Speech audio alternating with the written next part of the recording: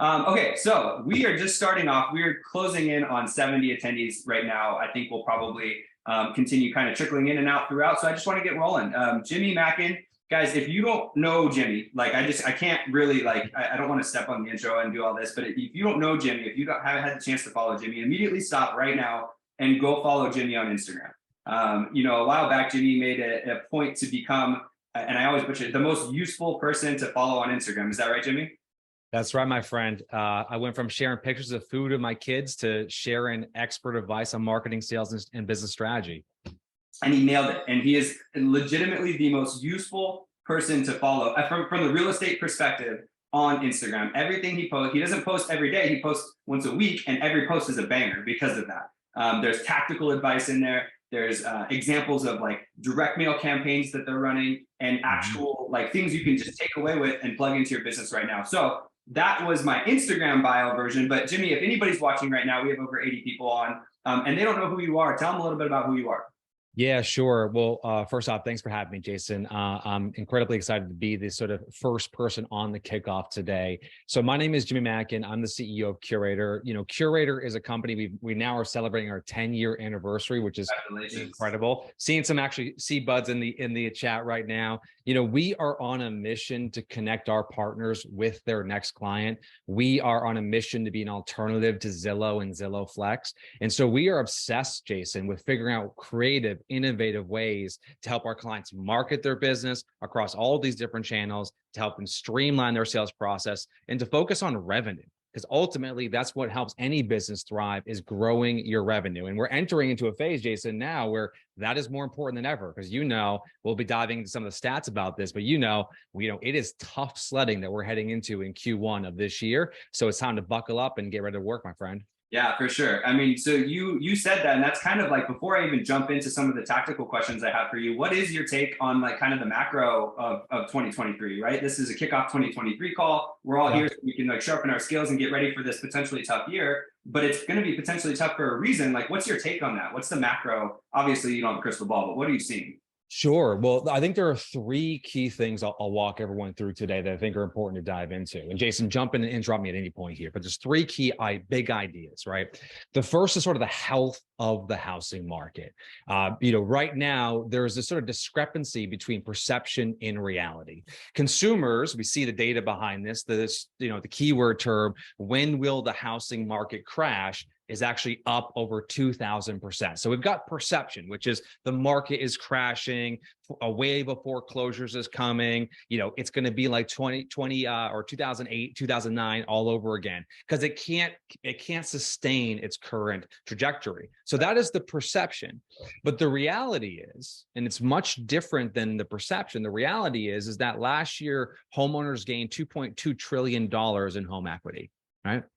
The reality is that the loan to value in 2008 and 2009, any guesses actually in the chat? What do you think the loan to value was in 2008 and 2009, right at the beginning of the great global recession here? I just want to see in the chat here, because right now, Jason, the average loan to value for a consumer in the US is 46%.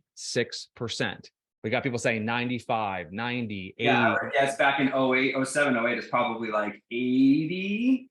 It was right around there, about 78%. So when you're at, look at Birdie. There you go, Birdie. Birdie knows. Birdie knows.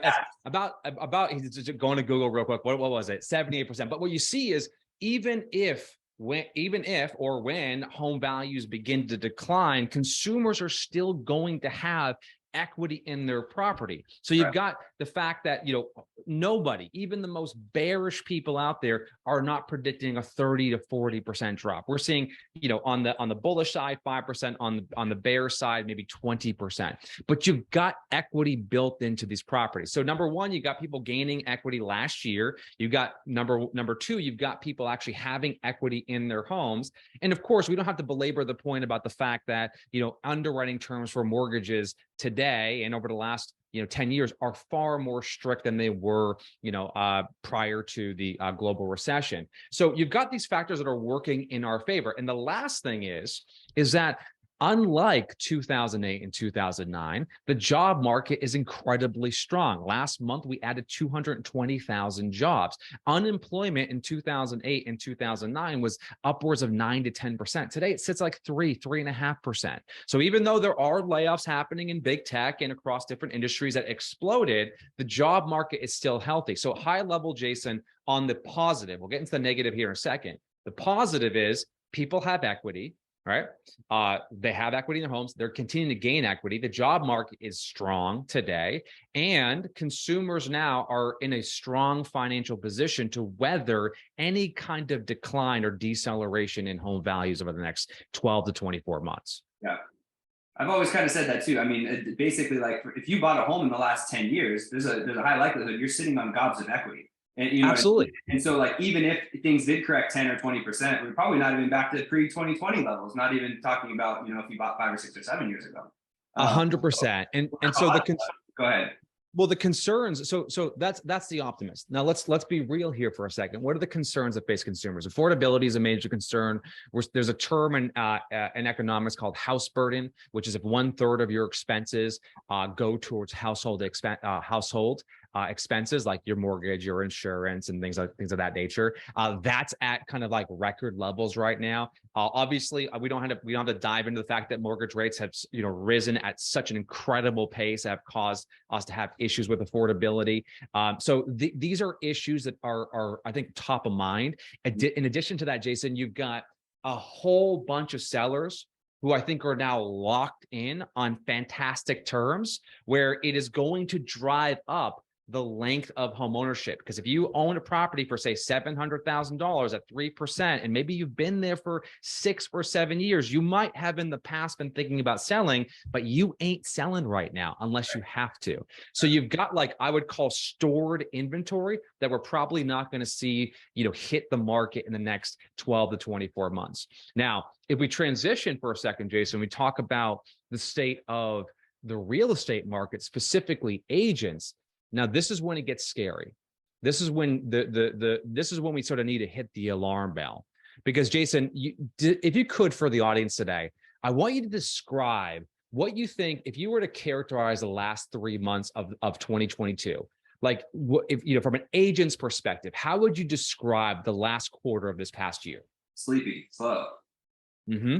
Yeah, I mean, the clients that are out there, maybe there's people that need to buy or sell, but I just don't feel like there's a lot of transactions happening compared to the last 3 to 5 years. You know what I mean? I've been in the business for 10. This is probably the slowest period transactionally that I've seen in 10 years. And what you're describing, and can you guys relate to what Jason just said there? Is it sleepy? Is it slow? Was it we sort of like hit the brakes? Connie Carlson, who's on today's call, she told me it was one of the most challenging parts of her entire career was the last 3 months. Because what happened was everybody froze. Yeah. Right. Consumers, buyers, sellers, right? Agents, everybody froze. So the only transactions that were really closing in the last 3 months were ones that already kind of began the process probably in Q3. Now, here's the problem that we're going to face. Today, there are 1.6 million realtors. Yep. And if you listen to the economists and you listen to the experts, they're forecasting between 4 to 4.5 million transactions and this year. I think it's probably going to be closer to 4, further from 4.5, but let's say it's somewhere in the middle. The last time we had 4.25 million transactions was in 2012. And when we had, in that case, right, 2012, we didn't have 1.6 million realtors. We had 999,000. Yeah, less than a million. Yeah. We're going to have the same amount of transactions and 60% more agents. That should scare you. Yeah. So regardless of the macro market conditions here, Jason, we're entering into a world where I call it the real estate Hunger Games. It is going to be insanely competitive for you to win your next customer, which means you've got to adapt your strategy. So I don't know if you did this on purpose, but that's a fantastic foray into the next question, right? And like you with Curaytor systems and in your role, you get to work with literally some of the best agents in the country who are, putting out fantastic marketing campaigns with your help. What are things that those agents are doing? And there's 114 people on this call. Like, what are those best agents doing that maybe the average agent isn't doing, or that these 114 people can take away today and be like, hey, Jimmy said that the best agents are doing this. I'm going to put this into my business right now. Yeah. Besides growing beautiful beards, Ray, shout out to Ray, who also has a beautiful beard too. I know, Ray. I got a long way to go, my friend, to catch up to you, Ray.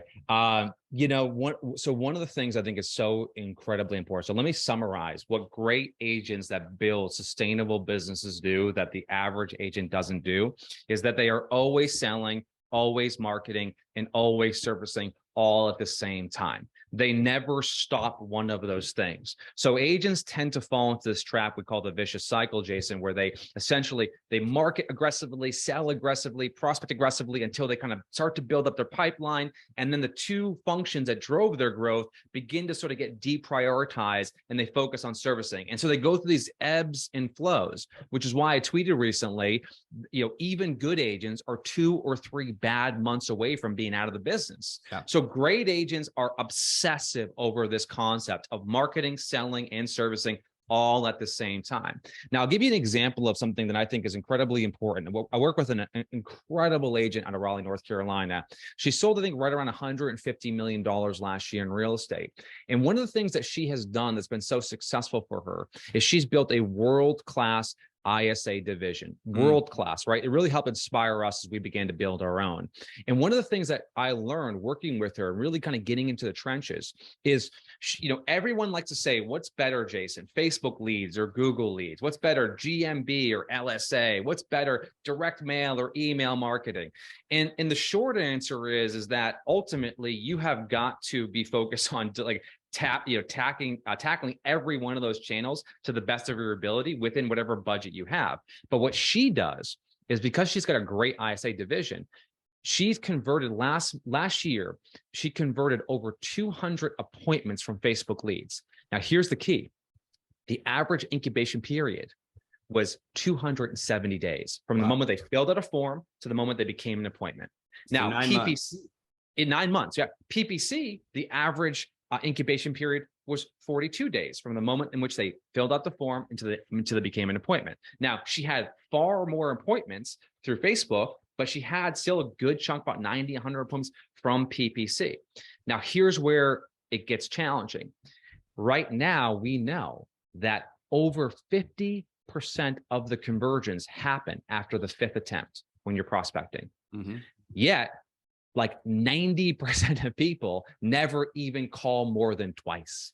So you've got this sort of crazy dynamic where all of the money to be made from digital advertising and marketing is made in persistent follow-up. It's made over a long period of time, yet structurally, most businesses are only set up to handle that first 7 days. So what happens is, Jason, is agents invest in marketing and advertising. They buy some leads, they buy some ads. They hope and they expect they're going to get an ROI within 90 days. They're not patient, so they don't actually wait for that thing to materialize. And they sort of throw their hands up and they try another service, and they jump in and try another channel. What I'm saying, what I see from top agents is they make long-term investments in their business and they execute at a really high level. That's what's required. I'm sorry, it's like, it ain't easy. There's no easy button to hit here, Jason, but that's the characteristic I see that's common amongst top agents and teams. Man, I was really hoping you would just say, TikTok, post one and you'll be a millionaire, and then you don't have to do anything ever again. So, but while you were talking, I posted a poll that said, do you have an ISA? The 62 have answered. 2 said yes out of 62. 53 said no, and 9 said, what is an ISA? So what is an ISA? Is an inside sales agent, someone dedicated on your team to call the leads that come in, right? I mean, explain how you're utilizing ISAs within your business, Jimmy. Yeah, so we just launched our newest program, Attract, and we're in beta right now with it. And we obviously you and I have been working together for now a year. And one of the things that we realized with an ISA is an ISA, inside sales agent, is that sort of first line of defense. You get a lead from Facebook, you get someone to reply to an email. They are the person who contacts that consumer, and they reach out and say, hey, we got your information. We saw you're looking at 123 Main Street. How can we help you today? Are you looking for other properties? You want to schedule a showing? They're trying to facilitate the connection from an internet lead into an appointment for an agent. And so it is, when you hire someone who's not good at their job, you're not going to get a good ROI. It is maybe if you talk to people who run really good ISA divisions, the talent really matters here.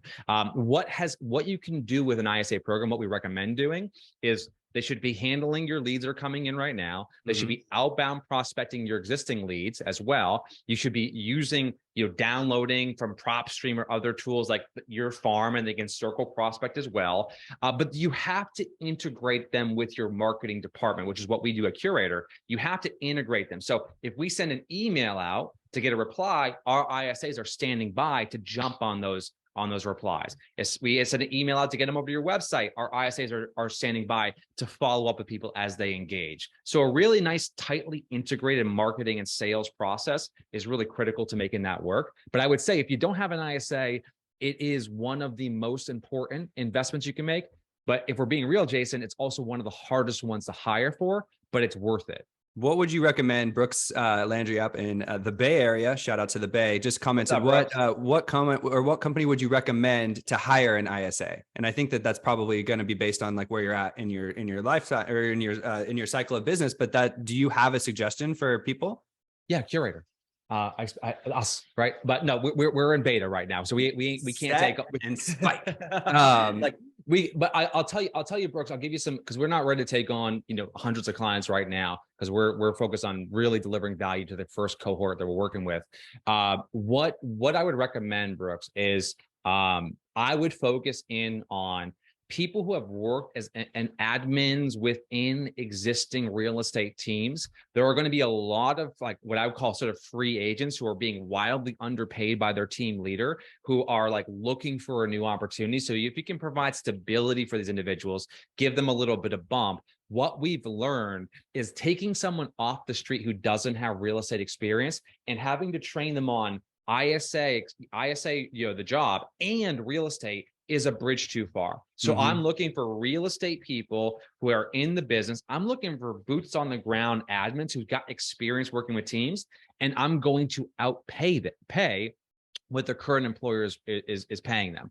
And I'm going to make that up, Brooks, by increasing my splits with my agents. So if you've got a 70-30 split with your agents, you can sort of justify the investment by getting it to a 50-50 or a 60-40 in favor of you, depending on the scale of your organization. But now they have an ISA.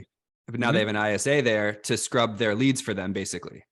It's a fantastic recruiting tool, Jason. Yeah. Great point, right? It's a fantastic recruiting tool. And it's also a way to drive some predictability in your business. Every day, you're focused on just setting appointments. And when you just do that, like you just focus on that one thing, like, man, you've got something special working for you. For sure. What you mentioned it a little bit in there, because obviously Curaytor is a marketing company. What are one or two, I'm kind of deviating here, but what are one or two marketing channels that you think are most important for agents in 2023?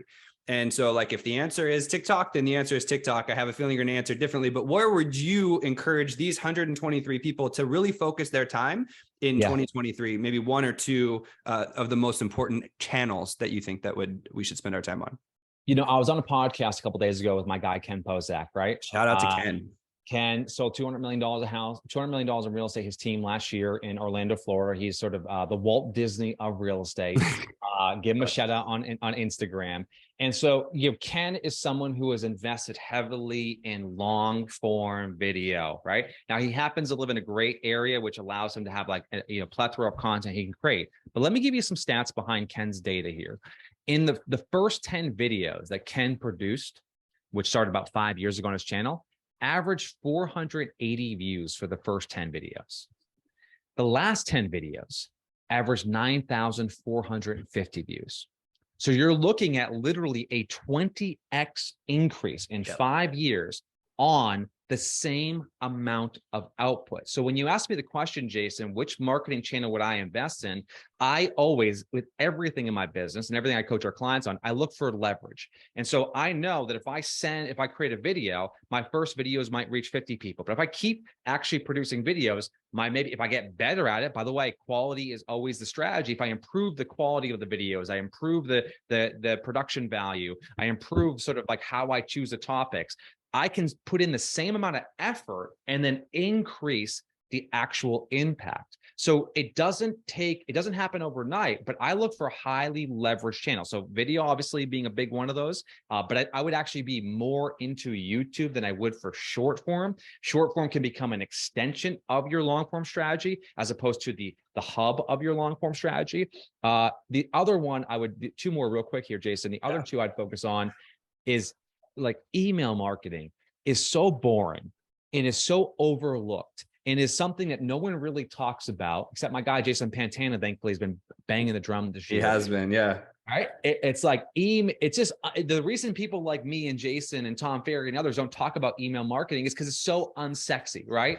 But it is the thing that is going to drive revenue for your business. Now, I will say, sending boring automated drip campaigns that someone wrote 6 years ago is not the strategy. Hitting, the easy button and putting on autopilot, that is not the strategy. Email marketing is a extension of your brand's voice. It's how you communicate to your audience. So I would make a huge investment in video. I would make a huge investment in improving the quality of my email marketing. I'd go from sending 1 email a month to sending, 7 to 10 emails a month. And the last thing, Jason, this because I've got an addiction right now to this, which is direct mail. Yeah. I believe farming is we're going through a renaissance with this. Completely insane farming strategies we've had for the last 2 decades with like every single thing we can put on a postcard to jam in. Like we got to introduce like fantastic marketing and branding and design and copy into this channel, but it is the channel. Now, one quick pro tip: if you do direct mail, that's a fantastic way to sort of engage your farm, but you should also pair it with things like circle prospecting. On the back of your direct mail, have your ISA that you just hired hit the phones to actually prospect within those areas. So video, email, direct mail are sort of top 3 for me to drive performance in 2023. I want to dive into email really quick because I think that when you were just saying in there, you said go from 1 a month to 7 to 10. I, as an agent, just went, holy crap, 7 to 10 a month. That's 2 a week. Like, what am I sending out twice a week to my entire database that doesn't become spammy, right? So how do you tackle a twice a week email campaign without it being overkill? Yeah, it's a fair question. A few thoughts here. Sometimes we tell ourselves a story that just simply isn't true. And so realize that consumers get thousands of emails per day. I wish they paid attention to us as much as we think they do. They don't, right? So we are just one of thousands of emails per day. So we have got to get to the top of their inbox to be top of mind. So the way in which we do it at Curaytor, and this is how professional marketers market versus the way that I think maybe people with a little less experience or just don't do it that often kind of fail to realize, is that we are obsessed with finding inspiration. So we have what we call swipe files. Any professional marketer, their phone is filled with screenshots of ads and emails and headlines and posts, right? So I try to get my inputs dialed in right. So a few examples of this. Number one, obviously, Jason, you and I are both obsessed with Twitter. Twitter Twitter is not a marketing channel. It's where you get your PhD in business, right? Or your MBA in business, and then whatever else is above the MBA. So I use Twitter as a means to sort of constantly follow the market. So Mike from Altos Research, the dude is putting out fire every single day. The guy named Lambert. Lance Lambert. Thank you, Lance Lambert. Like, these people are putting out incredible content per day. So the first thing, if you're going to be a prolific content creator, email, direct mail, social, video, you have got to get your inputs dialed in. So I got Twitter. I've got tools like, land-book.com. It's beautiful websites. I use the Facebook ad library to find inspiration. I also, this is going to sound weird. It's going to sound weird. There's a site and this now, like, we might get delisted on Facebook when I say this, but it's a site called Foreplay, FOREPLAY.co. That's a risky click, guys. Make sure you type this in perfectly. Yes, thank you. It's .co. And please, someone in the chat who's brave enough to make sure it's .co, not .io here. But go to foreplay.co. And what's so cool about this is you got ad agencies. You can sign up for a free account, free trial. You've got ad agencies, thousands of ad agencies that use this tool. And what they do is they bookmark Facebook ads and TikTok ads and even other video ads. And you can go through and you can find and discover. If you go into the Discover tab and you click on brands, you can see the most favorited brands across all of these ad experts across the globe.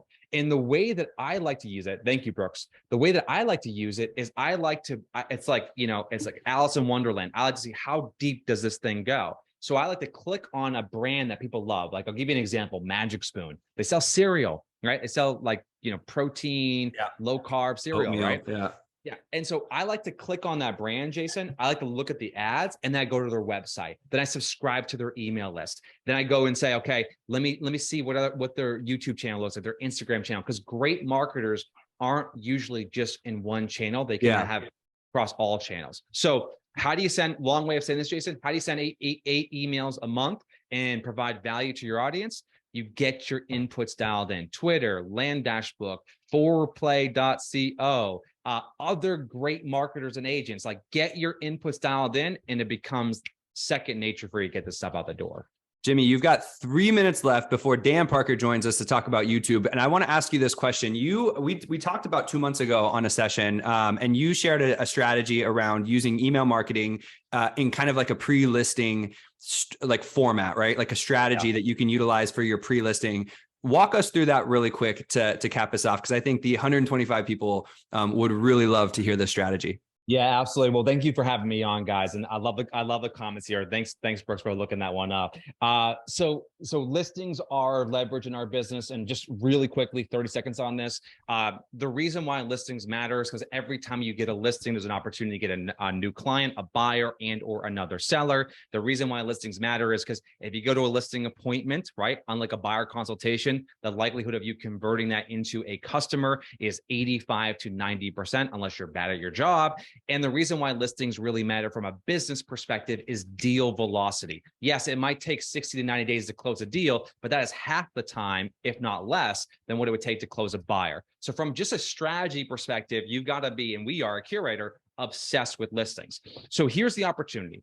Most agents make the mistake of when a listing hits the market, when they're preparing a listing, the process to promote that listing begins when they actually have the photos uploaded to the MLS and it's about to go live. Most will just promote it once it goes live. Some smart ones will promote it maybe the 24 hours before, with clear cooperation, 24 hours before it hits the market. Really smart agents do something different. And so what I would do the next time that I have a listing appointment or someone reaches out, my past client, my sphere of influence, the next time I have a listing appointment, I am sending an email to my database that says, right, I haven't even gone to the listing appointment. I just booked it. It's tomorrow at 2 p.m. I'm sending an email to my database that says, I'm about to go on a listing appointment, or I'm about to meet a potential seller. And in the copy of the email, I'm going to say, hey, I just got a phone call from, I won't even give their information, a potential seller who lives in Auburn, New Hampshire. I can't tell you much details about this home, but what I can say is homes like this are actually selling within about 23 days, and on average are getting about their listing, what their asking price is. If this seller decides to list their property, would you like me to get you the information? And what we're doing here is we're pre-promoting the idea of a listing appointment. So when I walk into that listing appointment and I sit down with a seller who now is a little bit more cautious about choosing their agent because, they want to make sure they get as much equity as possible, what we have the ability to do is say, hey, every other agent is going to talk about what they're going to do for you. Let me show you what I've already done for you. And you could pull up your Gmail and you can show the 15 or 20 replies of people in your database who are interested in that listing. That's how you become an absolutely powerhouse listing agent. So Jason, That's a buzzer beater, my friend. I appreciate you having me on, brother. You hit it in. Thank you so much. Dan liked it so much. He wanted to jump in too. He liked the strategy. That's an amazing strategy. If you guys were not listening on, put a 1 in the chat if you thought that was a fantastic thing. So basically, I love it. You send out the email ahead of time, and then you have something to bring into the listing presentation to show why you're different than everybody else. Look at all the ones, Jimmy. That's amazing. Guys, if you're not following Jimmy Mackin on Instagram, you're missing out. Go to, how do they find you on Instagram? Is it just Jimmy Mackin? We're gonna listen. You guys were brave enough to click on the foreplay link. I hope you're brave enough to click on the Instagram link. It's just at Jimmy Mackin on Instagram. We'll drop the link in for you. Jimmy, you're the man. Thank you so much for jumping into Kickoff 2023 with us and sharing some stuff. All right, guys, be well. All right, go Celtics. Dan Parker, What is great, man? What is up, my man? What's going on? Not much. How are you? Good, good. Guys, you're in for a treat. Jimmy kind of teased on it, and I didn't want to jump into his video strategy YouTube because we had Dan Parker coming on, who is the YouTube GOAT when it comes to real estate marketing for long form video content, video marketing, and YouTube. Guys, if you don't know who Dan Parker is, actually, Dan, tell them who they are, who you are. So I'm an agent right here in San Diego, just along with Jason. And I think you're probably going to get to this later, but I've been in business for 5.5 years.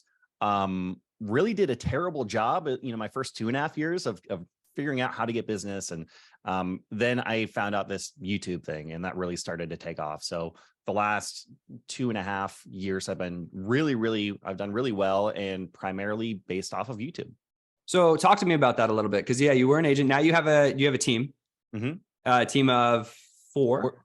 5 now. Five. Shout out because Steph is on the team, right? Yeah. So that's right. Team of 5. We basically doubled since last year. We're like 2.5 because Steph had 1 foot in, and now she's fully in helping. And isn't it? Correct me if I'm wrong. YouTube is your primary source of business. Yeah, 63% of our closed deals last year came directly from YouTube. And you're not talking, and correct me if I'm wrong again, you're not talking YouTube ads per se. You're talking about organic leads that people reached out to you because of your YouTube content. That's right. And I think we can go down the rabbit hole of this because I'm starting to get into ads. I still have yet to do one YouTube ad. But yeah, it's everything so far has been totally organic. Yeah, that's awesome. Okay, so now your page, hold on. I'm going to pull up your page as you're talking, but your page is at about 6,900 followers, right, or subscribers on YouTube. How did you grow that page? Talk to us about the process of from the time you started to the place that you got now, step by step. 6901, shout out Lindley. Thank you. You got a new follower, new subscriber. And I think Jimmy kind of hit on this as well when he was talking about Ken. In the beginning, it's tough, it's grueling, it's really tempting to want to all right, let's boost this video. When you're not getting those views or when you're not getting what you need. The reality is YouTube is a really interesting platform. It's really powerful because if you make really good content, just like all the other platforms, if you make really good content, it's going to push it in front of the people that want to see it. And sorry, I got my phone going crazy over here. It's all right. So it pushes it to the people that want to see it. Now, the extra power that's in YouTube is that your video is not going to die in 24, 48, or a week. It's not going to die and have that short lifespan that short form content has. People are still watching my videos I made 1, 2, 3 years ago. And sometimes they even start to gain momentum after 6 months or 12 months or something like that. So it took a lot of time. It took a lot of dedication. And eventually you start to learn how to do it right. You start to build up an audience just by posting on there. And that's how I've built out to where it's at today. So this is amazing. I'm screen sharing your YouTube page right now as you're talking. And yeah, your popular videos here, you've got videos from years ago that have 56,000 views, 34,000 views. Yeah. And it looks like there's a trend to the videos that are doing really, really well. And it's stuff like stuff about San Diego, but it's evergreen stuff, right? So these neighborhoods, or living in here, or top reasons not to move here, or top reasons to move here, right? So would you classify, what would you say is the best type of performing content for you on your YouTube page? Yeah, I think those probably have the biggest potential. Although I will say that this has definitely changed in the last couple of years because there is more competition on YouTube.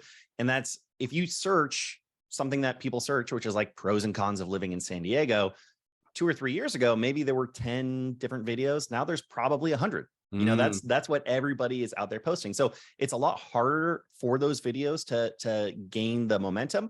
But the beauty of them still to this day is that if you're starting out a new channel, then that is like SEO that you would get on Google. People are searching these terms. You have a way to start to build an audience and allow YouTube to figure out who your ideal audience is so they can put your videos in front of more people. Yeah. So yeah, that's definitely a good place to start. But I can tell you this right now, man, and I'm sure that you feel the same on Instagram. I can't tell you how many times I've put a video out there thinking that it's just going to absolutely explode. Like, this is the one, this one's going to do so well. And it just completely bombs, and vice versa. Like last minute, just putting together a quick video, putting it out because I had to put a video out that week. And all of a sudden it just blows up against 10,000 views. So I think the power is in consistency more than anything. And don't focus too much on what goes really, or what's going to do really well and what isn't. But when I got started, like checking out Ken's channel, Jeremy Knight's channel, Burn McGovern, like checking out what a lot of these other YouTubers are doing that are succeeding, like what videos are succeeding at a high level, and kind of make similar videos. That's not a bad place to start. Where do you get your content ideas?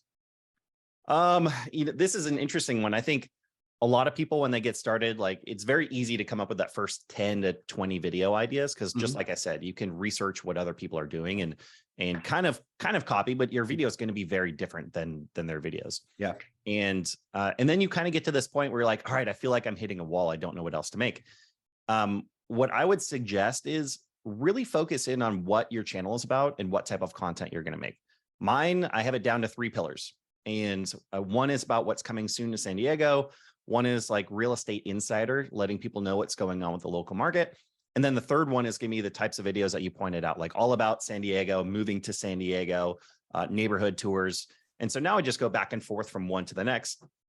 And I'm doing it so much that I have way more ideas of videos than I ever have time to make. I'm probably up to like 300 plus video ideas, and I just can't get through the list because it just, you always have a place to write these ideas down and just a giant backlog. Do you keep ideas like in your notes folder on your phone, or how do you keep those ideas or track them down? Every single thing I do in real estate, I put into Microsoft OneNote. So it's just like Evernote. Yep. And so like any conferences I go to, any new buyers or sellers I speak to, I start with that because there's no loading like in a CRM, and I don't have to have internet connection. I can go on and find this information everywhere. So I have a folder in there that is all about social media, and then goes into YouTube, and then goes in my YouTube video ideas. And yeah, I just have hundreds of video ideas in there. I want to talk for a second about thumbnails. And so I'm screen sharing again. I'm showing off your page because obviously you put some love into your thumbnails here. Yeah. I've heard through the grapevine that thumbnails in the rankings of keywords, thumbnails, tags, thumbnails are the most important thing, right? Like how do you kind of get your ideas, and then secondarily, how do you do these? Yeah. So thumbnails are extremely important. And I think everyone's starting out, they do them wrong because for a lot of different reasons, but I'll give you some tips. The 2 main things that YouTube looks at for your videos, if they're going to push it in front of more people, is going to be the average view duration. So like how long are they watching your video? And sometimes like versus how long the video is. So maybe it's 80% viewed, but it's only a 30-second video, is not going to perform as well as something that's 60% viewed, but it's a 12-minute video. Right. So that's one of the metrics that they're looking at, average view duration. The other metric is click-through rate. So when someone is exposed to your thumbnail, how often are they clicking on it? And the thing about YouTube that's interesting is when I started, I thought it was all SEO. Like people are searching something and that's how they find my video. That's an aspect of it. That's a way to get started. But the reality is a majority of people are finding your videos from their homepage, from recommended videos. So just imagine this. Imagine you go onto YouTube, you have this idea of, oh, I want to watch whatever video. You're going on to search for that video, and you log on YouTube and there's 20 different thumbnails on that home screen. One of them is so enticing that you forget about that video that you're going to search for, and you click on that because you're so interested in what that video is. That's the power in the thumbnail. Mm-hmm. And so forget your branding, forget your logo, forget all that shit. Can I say shit? Sure. Forget all that shit. Go for it. And just think about the clickability. And there are some really basic rules of thumb. Like for one, you don't want to have the same verbiage. You don't want to have the same words in the thumbnail that you're going to have in the title. You want the thumbnail to get the interest, and then the title is going to say what the video is about. Why is that? You just don't want to repeat it because you're basically having two opportunities to tell people about the video. Got it. Don't First waste one the is space. just- Yeah. Yeah. So one of them, like if I was doing a video on the top worst neighborhoods in San Diego, then I would probably do a thumbnail with me pointing to the word avoid, right? So that me pointing to avoid is saying, like, it's really getting their attention, like, avoid what? Then you can actually look at the title and like, oh, okay, that's explaining what he's talking about. Mm-hmm. Got it. And then when you get into tags and the description, right? How do you, is that really important, or is it more so like the actual typed part of the description, or is it more so like what you're saying in the video? Yeah, that's a great question. This is something that I think has changed a lot over time. When I started like 3.5 years ago, there was so much information from influencers and coaches about how important tags were. And even I remember like getting the advice when I started that even what you title your video before you upload it has an effect on the searchability. Yeah, like the keywords. MP4 title or whatever on your computer could impact that, right? So complete garbage. Maybe at one point true. in time, here's the reality is YouTube is listening to what you're saying in a video. They're seeing what your thumbnail is, and you're going to get way more out of that as far as who they're going to put your video in front of than what you're going to put into tags. There's a lot of evidence out there that tags may not even have any effect on your video whatsoever. Wow. So I wouldn't worry too much about that. There definitely is some searchability based on the title of your video and then the first 1 to 2 lines in your description. But don't use that information and think, okay, I need to stuff a bunch of keywords in here and spend hours searching for keywords. I have not searched for a keyword in probably 2 years for one of my videos. And that was going to be my next from... question. So way to step on the questionnaires. Sorry, I apologize. Do you use like a planner though? Because there are like keyword optimizers and planners to kind of give you content ideas. It sounds like you might already have enough content ideas, so it might not matter. But do you use any type of like third-party like planning software or planners? I kind of learned from my good friend Christina Smallhorn. Shout out Christina. Her channel has 250,000 subscribers. I mean, she's just absolutely crushing it. And I mean, she has more of a national channel, right? So it's a different approach than what I'm doing, which is to bring people into San Diego, relocating to San Diego. But she told me a long time ago, like she totally ruined her channel in the beginning because all she would do is spend hours like getting infuriated over what are the perfect keywords and combinations of keywords. The reality is, like, when we talk about the algorithm, replace that word with human or person or client or lead. Like, what does someone want to hear? What are they interested in? And I think if you spend, like, you can start out using sites like TubeBuddy or was it Modern Fame, I think is the other one. Those are two that I've used in the past. They both work pretty well. But the reality is, if you use like a keyword explorer on one versus the other, you'll have vastly different results. So that's kind of always interesting. Yeah. But I think it's way more important to spend your energy thinking about, how can I write this so it's compelling to a human being?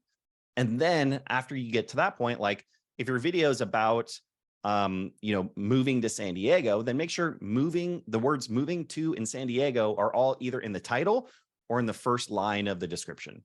Yeah. And that's about as much as you have to worry about it.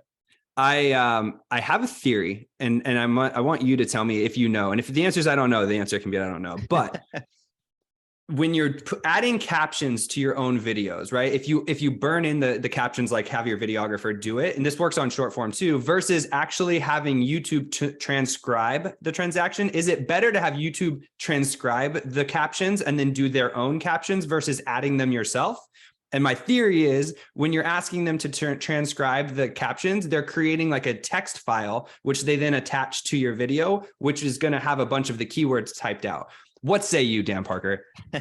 Well, they're definitely listening to what you're saying. There's no doubt about it. And again, like going back to 3-ish years ago when I started on YouTube, it was definitely the advice of, if you want your channel to do well, if you want to optimize your videos, then have your video transcribed through, what is it?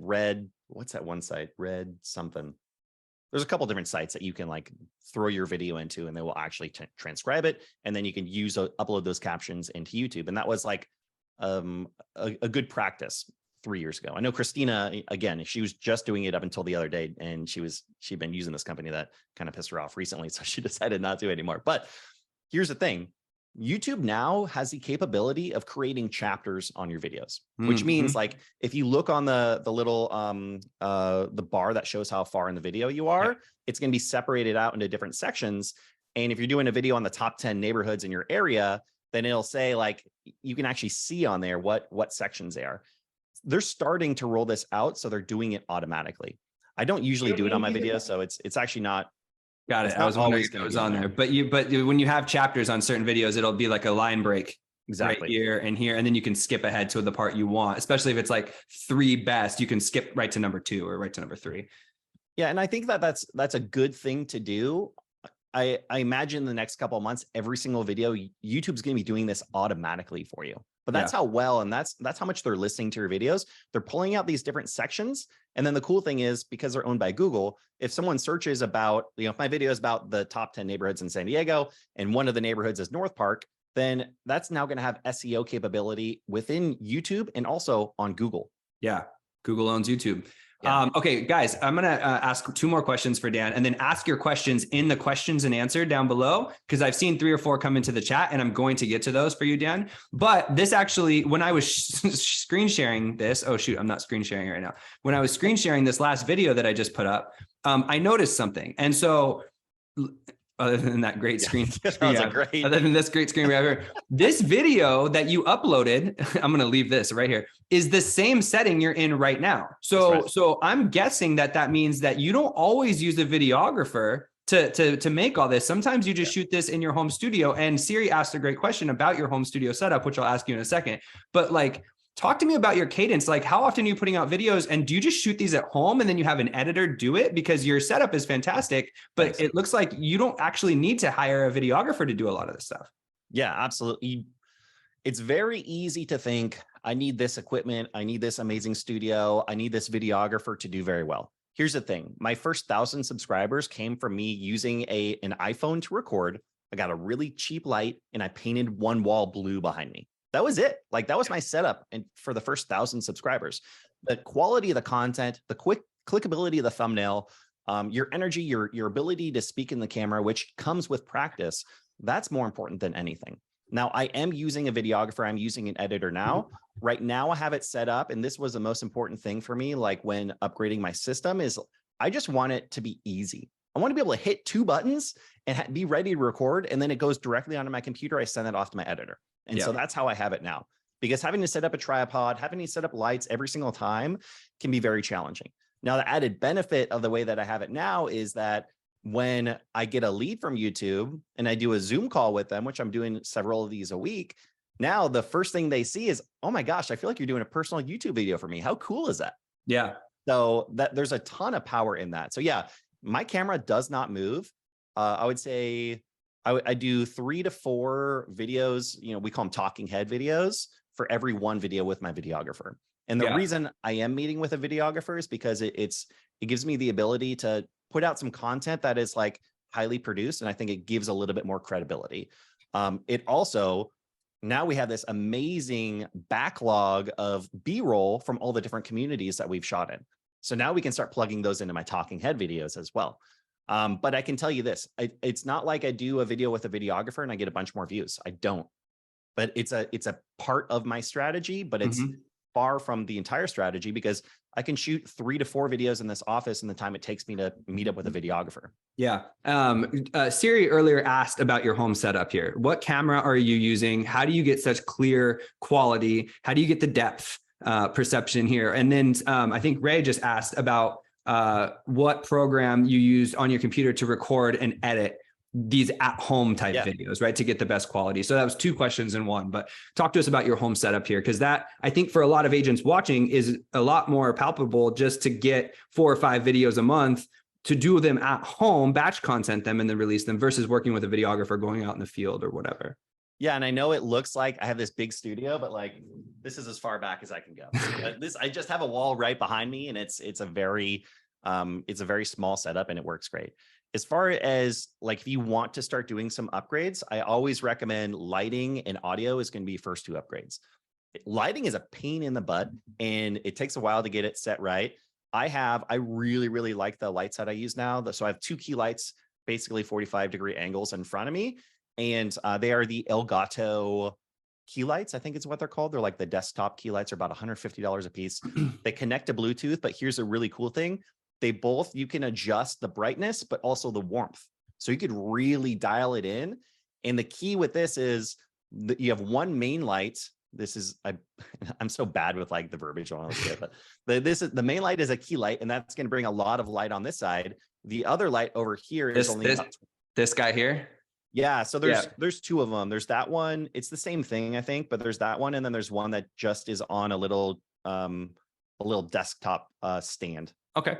Or like a little weighted base. Yeah, for sure. So it's like half the size. You could just sit it on your desktop or something. Exactly. Cool. So these type of lights though, with like not a softbox, Yes. but kind of like this. Yeah, I see what you're saying. Exactly. Okay. Yeah. So those are amazing. And then my microphone here, it really doesn't matter what microphone you get, but there's basically two different types of microphones. You want a dynamic microphone. So there's like the Blue Yetis and things like that. I forget the name of those types of microphones. Blanking. Someone, Ray, I know you know. Throw it down in the comments. Yeah. So those are great. Here's the problem: is they're intended for studios. They're intended for like a perfectly soundproof studio, and then you can have people around you. You can all talk, and it doesn't have to be very close to your face. The downside for most of us is we don't have a perfect sound studio, and so you're getting like noise bouncing off of the walls. You're getting, the dogs barking in the background, or like other people working. So these dynamic microphones, they have to be really close to your face. But the great thing is you don't need all the soundproof stuff around. Like this works really well. So this is a Shure microphone, but I would just recommend go to Amazon and Google dynamic microphone USB. Let it plug directly into your computer, so you don't need any third accessories or anything like that. Got you. And then as far as a camera, there's so many cameras out there. I have a Sony a6400, and I have, let's see, it's a Sony 24mm lens. The blurred background comes from the lens. The lens is actually more expensive than the camera itself, but I know that there are way more budget-friendly options. But some type of mirrorless or DSLR camera, and then you can plug it directly into your computer through an Elgato cam link. Yeah. What Sharon asked, what do you do to improve your percentage viewed? You had mentioned that that's probably the most important factor of the organic virality of your videos. So how do you improve that? I guess aside from maybe just saying smarter stuff, right? Like having better content, but like, are there tips or tricks to like maybe get someone to watch a little bit more? If you want, yeah, I mean, what I recommend is take some time and study the platform, but you don't just watch real estate agents. Go watch Mr. Beast or Mark Rober, or like some of these top YouTubers. Graham Stephan is really good too. Like he was a real estate agent at some point, and then he got more into like finance. But these are people that know the platform really, really well. You can also read Daryl Eves is like the master of YouTube. So he does a jumpstart program. He has a book. It's like the book on YouTube. And start to get some tips from other people. But a lot of that is just having good content, saying it in a fun and interesting and engaging way, and just getting a little bit better every single time. Like it's going to take repetition. Graham who? Graham Stephan. Ray asked, what software are you recording? Jamie also asked this, what software are you recording on? And like, are you recording straight into the computer? Or I guess it would be into the software, but. Yeah. So, once upon a time I would film on my camera, have to take the little SD card out, plug it into my, huge pain in the butt, just like everything else. So now I have it plugging directly into my computer, and I run OBS Studio. So it's a free program that you can download. It took me like half a day to figure out how to set it up properly for all this, but it's great because it records really high quality. It records directly into a file on your computer, and then you can throw that into your editing software or off to your editor. Do you have your YouTube attached to a CRM?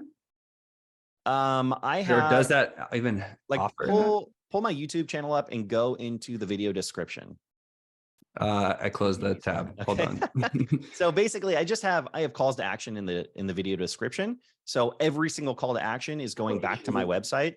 Probably the best one that I have on there is view all the current properties for sale.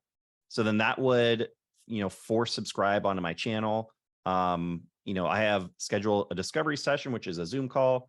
Got it. So there's no way to, you don't necessarily attach your YouTube to a CRM, but you have these links in your description of each video that might either link to properties or something else that you're promoting, which would have a forced capture, which is how you that didn't even work, did it? Okay. Yeah, you got a broken link on this one. But so I get you though. So like if I were to link through to your website, now I'm here and there's probably eventually going to be some sort of sign up or forced capture, right? So, but here's the cool thing though. And this is what I've been getting into a lot last year. Oh, broke agent. What is happening, Eric? I'm going to mute his video while we're sorry about this. It's my fault. He's gone now. He's still here, but he's gone. No, I'm still here, Jason. So, but here's the cool thing about what you just did is now you got to my website. Now I'm going to retarget the shit out of you. Correct. I'm going to retarget you all over Google. I'm going to retarget you all over Facebook. You are not going to be able to get away from me. Correct. So you cookie or you retarget. Do you run Google AdWord retargeting through like AdRoll or something to retarget, or is there an actual pixel on YouTube that you can do that with? There's so not on YouTube. Okay, so Google owns YouTube. Yep. So you can actually create an audience of people that have viewed your channel in the last 3 days, have subscribed to your channel in the last 6 months, have shared one of your videos in the past. So that is actually an audience that now I'm retargeting and then trying to send them back to my website. Got it. Every single time they hit my website, now they're getting retargeted again on Google, and then they're getting retargeted on Facebook on a couple of different levels. So I'm still kind of building a little bit of that out. But that's really what we spent the last couple of months building out. And I recommend just start with YouTube and getting people like following you and reaching out on YouTube and knowing that your videos are doing well before you get onto the second step. But when you're ready to get to that next step, when you're building a team, when you need more leads, when you don't want to lose out on someone that watched 1 or 2 of your videos and then forgets about you because they didn't subscribe, now you can start to go down these different avenues of doing what a lot of businesses do, which is just follow them around the internet so that they can't get away from you. Yeah, for sure. So I want to, as we close this off, I want to make this note that when you're done, if you would just mute your video and then scroll back up, because there's like 3 or 4 questions that I'm not able to ask because we're out of time that are really good, that only you can answer. But I want to get this last question in. So if people are watching, we have 133 attendees watching right now. What would you, if you were a coach, if you're a YouTube coach and you're like, hey, John in Boise wants to set up his YouTube page. Here's my suggestion for you in 2023. Is it 2 videos a week? Is it 4? Is it 1? Just give me the 3-minute overview of how I should set up a YouTube channel in 2023. Yeah, that's a great question. And obviously, like I said before, like there's more competition, which is a good and a bad thing, right? Like obviously there's more competition, so it's a little bit harder to get views on your videos. But at the same time, I can guarantee you 9 out of 10 people that are going to start on YouTube are going to fail and stop making videos. So guess what happens? Now someone's going to watch one of their videos and then yours is going to be the recommended after because you're going to be more consistent. And I can tell you, like, one of the biggest questions I get is, what videos do you get the most leads from? And the answer is no one video. Everyone calls me up. No one ever says, Dan, I saw this one video and that's why I'm calling. They say, Dan, I've seen every single one of your videos, which it has to be impossible at this point, but I still get people saying that. So it's your catalog, you're building that trust over time. But if I were starting today, what I would say is long-term, like my goal for this upcoming year is 1 edited video, 1 YouTube short, and then 1 YouTube live every single week.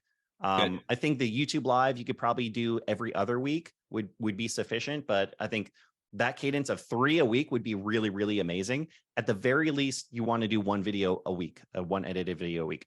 If you're starting today, what I would say is forget the live until you get to 800 or 1,000 subscribers and double down and do 2 videos a week. Get really good at doing that long form content.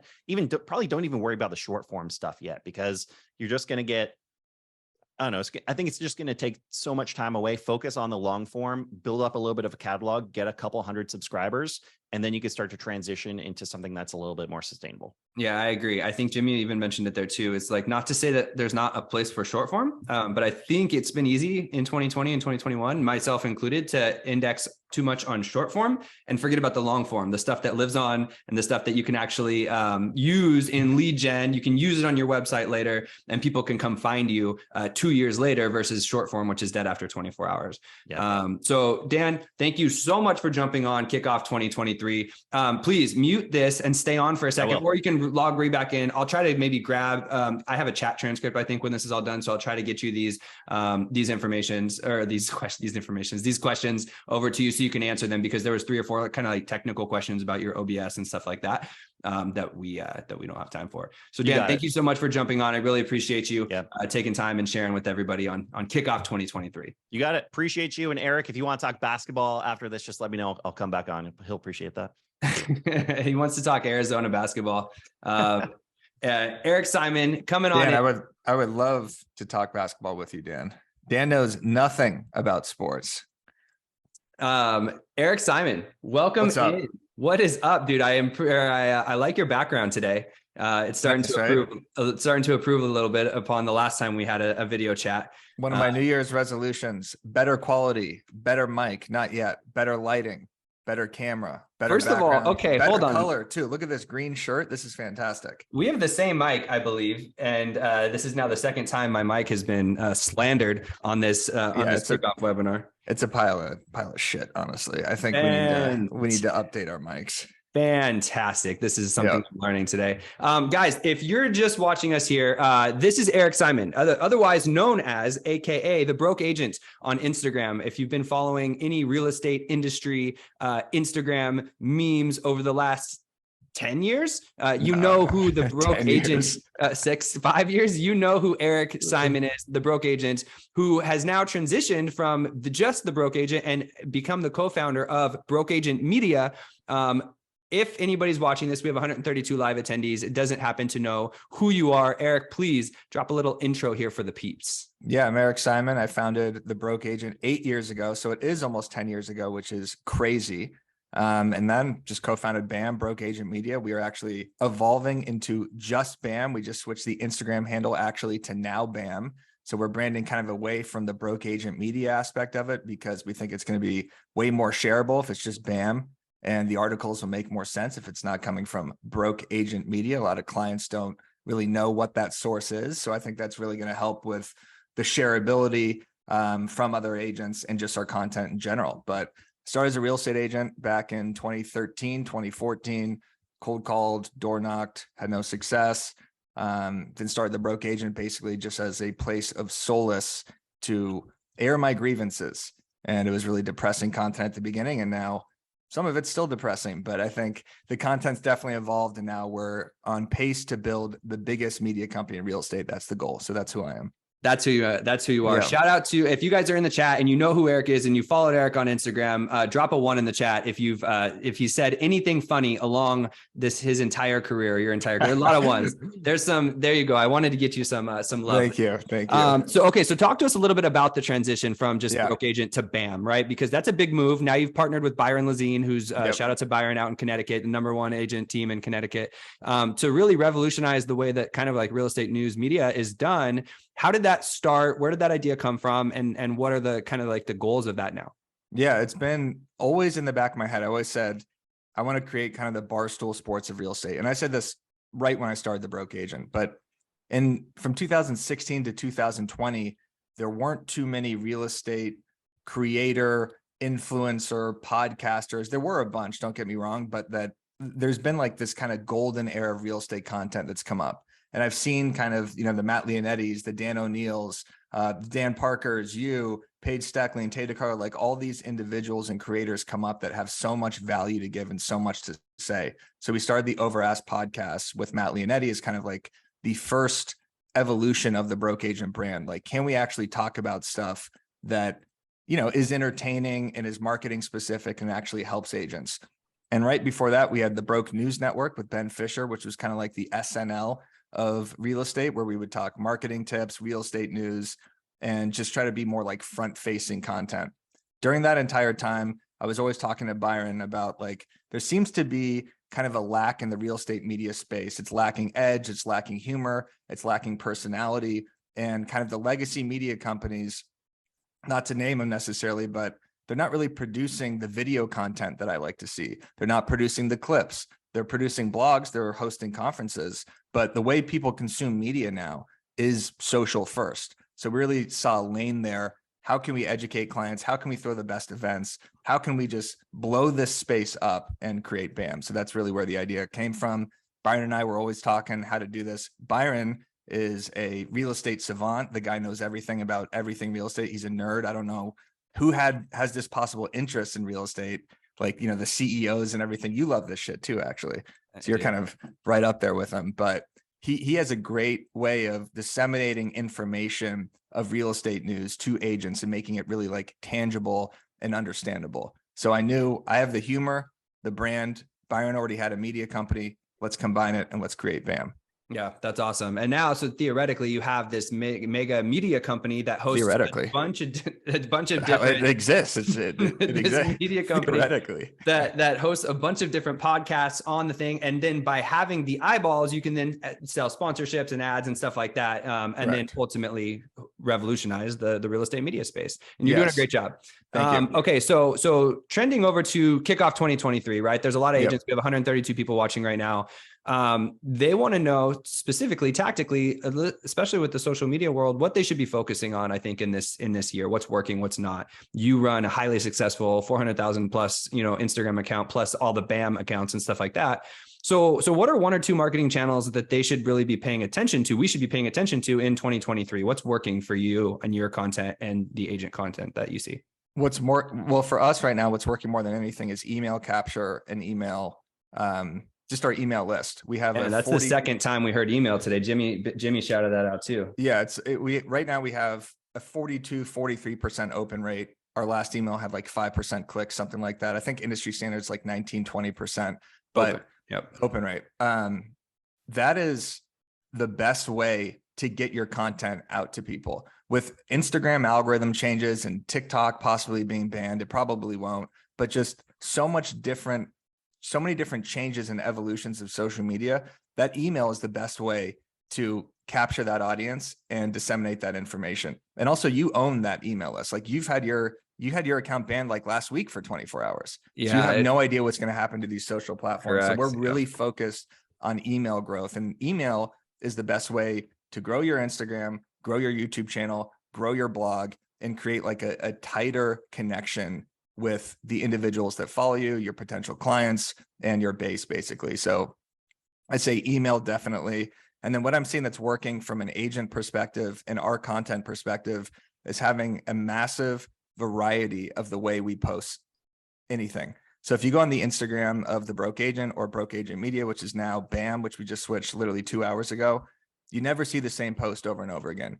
You see clips, you see swipers, you see still images, you see tweets. Like we're hitting them from so many different angles that you never know what you're going to get. And that's what keeps the audience interested. If you're just doing those same repetitive reels and it's the same style, you're sitting in a chair or whatever, I've said this a million times, people scroll right by because they know what kind of content they're getting. Even though that crushed in 2021, the high quality vertical reel captions popping up, still great content to produce, but you have to mix it up. You have to figure out, how can I turn this video into an actual text-based post? How do I turn this video into a blog? How do I turn it into an email? How do I turn it into a carousel post? And carousel posts right now are crushing. Like that's, for me, that's what's getting the most engagement. I feel like I'm shot out of a cannon right now. I'm like word vomiting. So carousel posts are you post like 5 pictures and then people can swipe like that, right? Yeah. But why are those performing better? They're performing better because first off, they stay on the post longer, right? Because they're actually swiping. So they're already engaging with the post. So Instagram's already telling the algorithm and your audience that, we want to show this to people. Second, if I'm doing the Broke Agent account, I'm giving them 4 or 5 options of actual memes. So if I'm doing like an appraisal meme, now instead of just posting one, I'll give them 5 or 6. So it's more likely that they're going to like one of those. They appreciate that the content takes a little bit longer, and then they're more likely to share it to their story because I'm giving them 5 options in one post. So you always see your saves and shares go up way more with carousels. And the best thing about carousels too is you could have like an intro slide as a hook. That's kind of like your hook for an Instagram reel. That's kind of like the headliner. And then you could swipe to the actual information. And then your final slide could be that call to action, like drop your 2 cents in the comments. I'm pulling up your Instagram here. So something like this, right? Where it says, now is the best time to build a media team around you. And then you swipe to the right and it's got 2, 3, 4. Exactly. Right? So then you've got carousel there. I love it. Yeah. So look at this one. So go to the front. So this is the hook. Now is the best time to build a media company or build a media team around you. We already have that arrow at the bottom. So that's telling people it's a swiper because not everyone's going to know that, I guess. Yep. Keep swiping. And then at the end, fat call to action right there. Who plans on building a media team this year? And then look at this caption too. Like this caption is kind of like the first sentence or the first few sentences of the actual blog post. So there's so much information and value in this one post with a call to action, and then a call to action in the comments to head to brokeagentmedia.com. Yeah. And I'm looking back because the BAM one obviously was a little bit, this is another slide, right? Well, this one's videos. These were your most highest performing videos of the year or something like that. Yeah. And so, but you're absolutely right. So running carousels where you can, because I think if I'm not mistaken, right, too, if someone's scrolling and they don't engage with the first picture of a carousel, they'll get it back later with the second picture of the carousel. Instagram will feed you whatever carousel image is performing the best. So sometimes we'll see it, like I'll see it on my own feed of someone else's post and it's the third carousel, but scroll up a little bit. So go to agents will literally spend 6 months building a podcast studio instead of making calls. Yep. So this one, the entire design of this post was to hook with more humor about cold calling. And then this is the call to action. It's a Tom Tool cold call. And then this is what I wanted people to do. So sign up, basically, comment the word cold. And then we use mini chat, which we could talk about later, to actually capture their emails. So instead of doing like a promotional thing, whether it's a listing or an event or something like that, if you could provide more value at the beginning, it will make that promotional post so much more potent than if I just posted this like stupid template right here. No one's going to engage with that. But I got humor. So people are already sharing this post. So my brain's working from an agent perspective too, right? You could theoretically do something like a San Diego-esque funny joke or something, and then maybe a San Diego-esque meme. And then at the end would be like, comment the word San Diego for X, right? And so then you're running, and then you could run that ad across San Diego people, and then use ManyChat to then collect emails that way. Now, obviously, you may need some sort of engaging content, but you were running this specifically to collect emails to promote cold calls, which was one of the new shows on BAM. But as an agent, we could this is just for the cold call event. So the whole, we just did this event with, I think we had 1,300 plus live viewers on the cold call at one time. It was Byron, Lazine, Dan O'Neill, and Tom Tool live cold calling people for 2 hours. It was an epic event. It was good. So much valuable information. It was entertaining. Dan was like calling his uncles and his cousins. I don't know if those were stage calls or not. They definitely weren't. Dan crushed it. He booked 3 appointments. If he heard me, he'd kill me. But the whole point of this event, obviously, provide value to the community, do something completely different than any other real estate media company. Like, let's just do this live completely free. But we captured emails at the beginning so we could send them a notification that this event was occurring. So it was like a 2-pronged attack to build the media, right? It's like, all right, we're going to get emails at the beginning. We're going to send them to notify that the YouTube is live. And then during the live, we're getting obviously YouTube subscribers.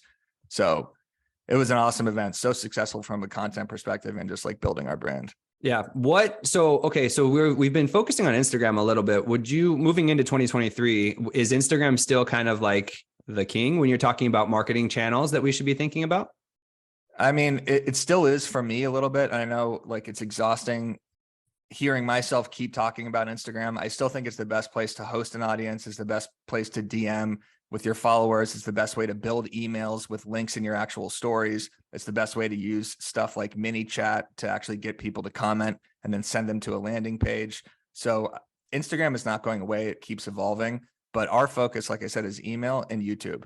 Email and YouTube, the YouTube audience, the YouTube retention, the ability to sell with YouTube is, what is this stupid poll right here? This is a broke agent funny. This is popping up right when I'm making a genius point. This is ridiculous. Go for it. I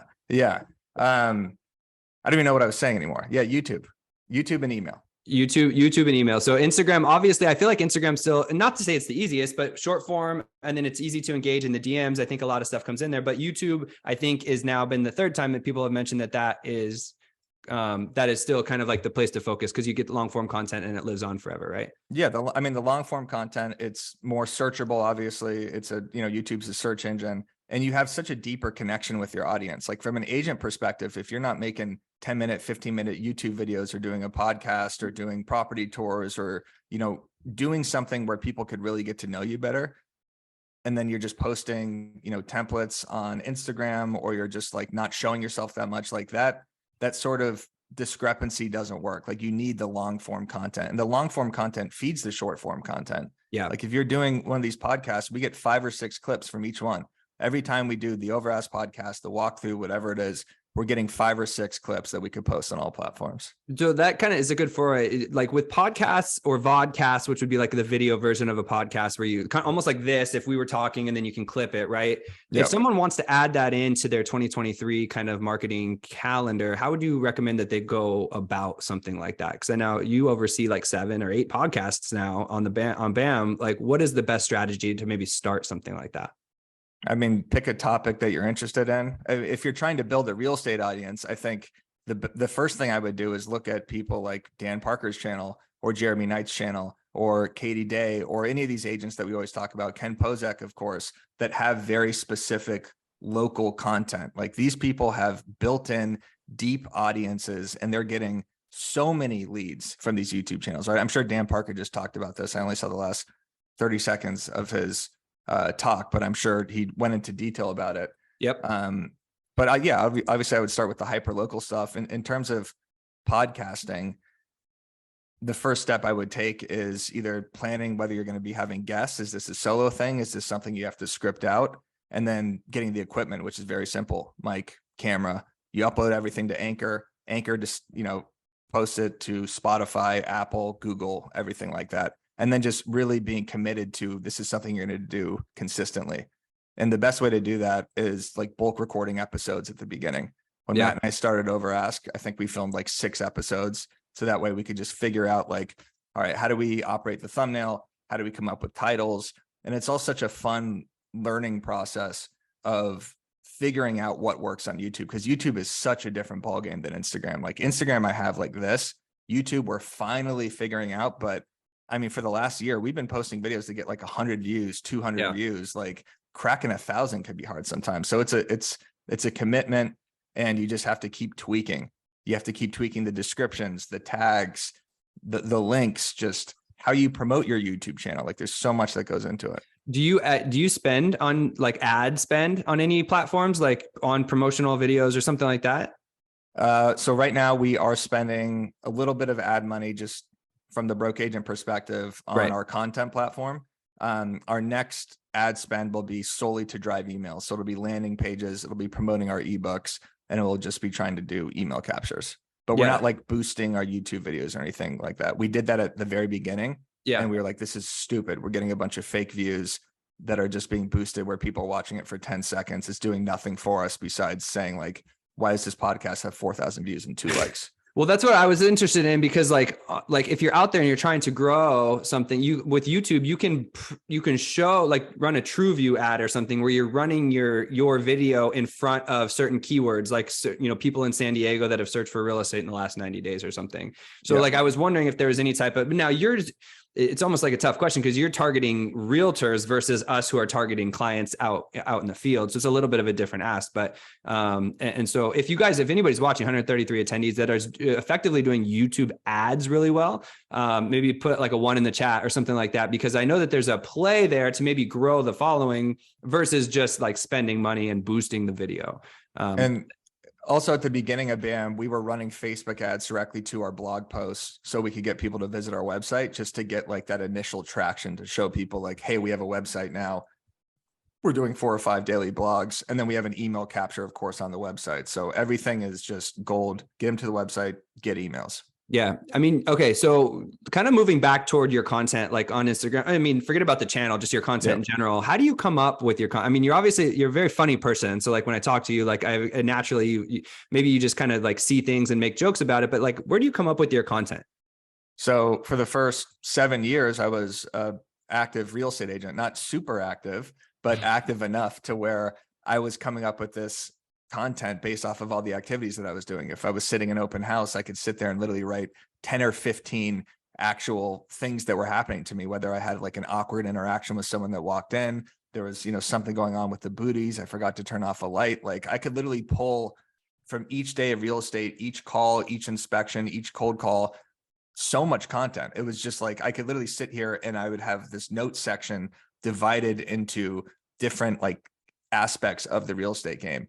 Now that I'm out of it, it's becoming significantly more tough. However, there's so many agents now that are creating funny content that I get it from other agents. I get it from the comment section. I get it from trend jacking, right? If there's a White Lotus meme or something like that, I could still pull from one of my 4,000 posts and throw a similar caption on that from something I did a while ago. And then I'm getting a ton of content from real estate Facebook groups. So I will go in Lab Coat Agents. I will go on our Facebook groups, see what the comments are, see what people are talking about. And that helps drive a lot of like the content or hooks basically for what we're doing. If I was putting you back in time, or no, actually in today's time, but if I was starting your career over and you were going to start out as a real estate agent, what would you do for the first like 6 months to a year to start to market yourself on social media, knowing what you know now about how social media works? How would you tackle that? I would be heavy on Instagram stories, basically just showing what I was doing on a day-to-day basis. So I would be very conscious of my friends seeing like, oh, now he's a real estate agent. Of course, like this guy just got his real estate license. Like he wasn't successful in his other career. Like, what the hell is he doing? So I wouldn't just come out there, switch top producer in my bio and start posting other people's listings. I would just be showing proof of concept that I'm actually doing stuff on Instagram stories, whether it's going to open houses, meeting people, whatever. So that's what I would do, is authentic Instagram stories. And then I would probably get into blogging, honestly, because from my perspective, I think blogging is a great way to show your knowledge more than doing like an Instagram reel where you're pointing at stuff and like putting something in the caption. I think blogging takes your audience way deeper. So maybe I'd be giving my thoughts on the market through a blog and trying to show people like, hey, I'm really serious about this. Look at my long form writing and look at my Instagram stories, as opposed to here's a couple templates. Ray Allen in the comments says he really likes dancing and pointing videos with disappearing text. Yes, of course. Those are the best. So actually you posted something on your Instagram recently. I think it was a BAM article that talked about the trends we need to leave behind in 2022 and pointing, dancing and pointing at stuff that disappears was on that list. Talk to us about that a little bit. It was that, and I asked that because are you saying we need to leave that behind because it just sucks as content, or is that trend over now? Like, is there actually like data behind it?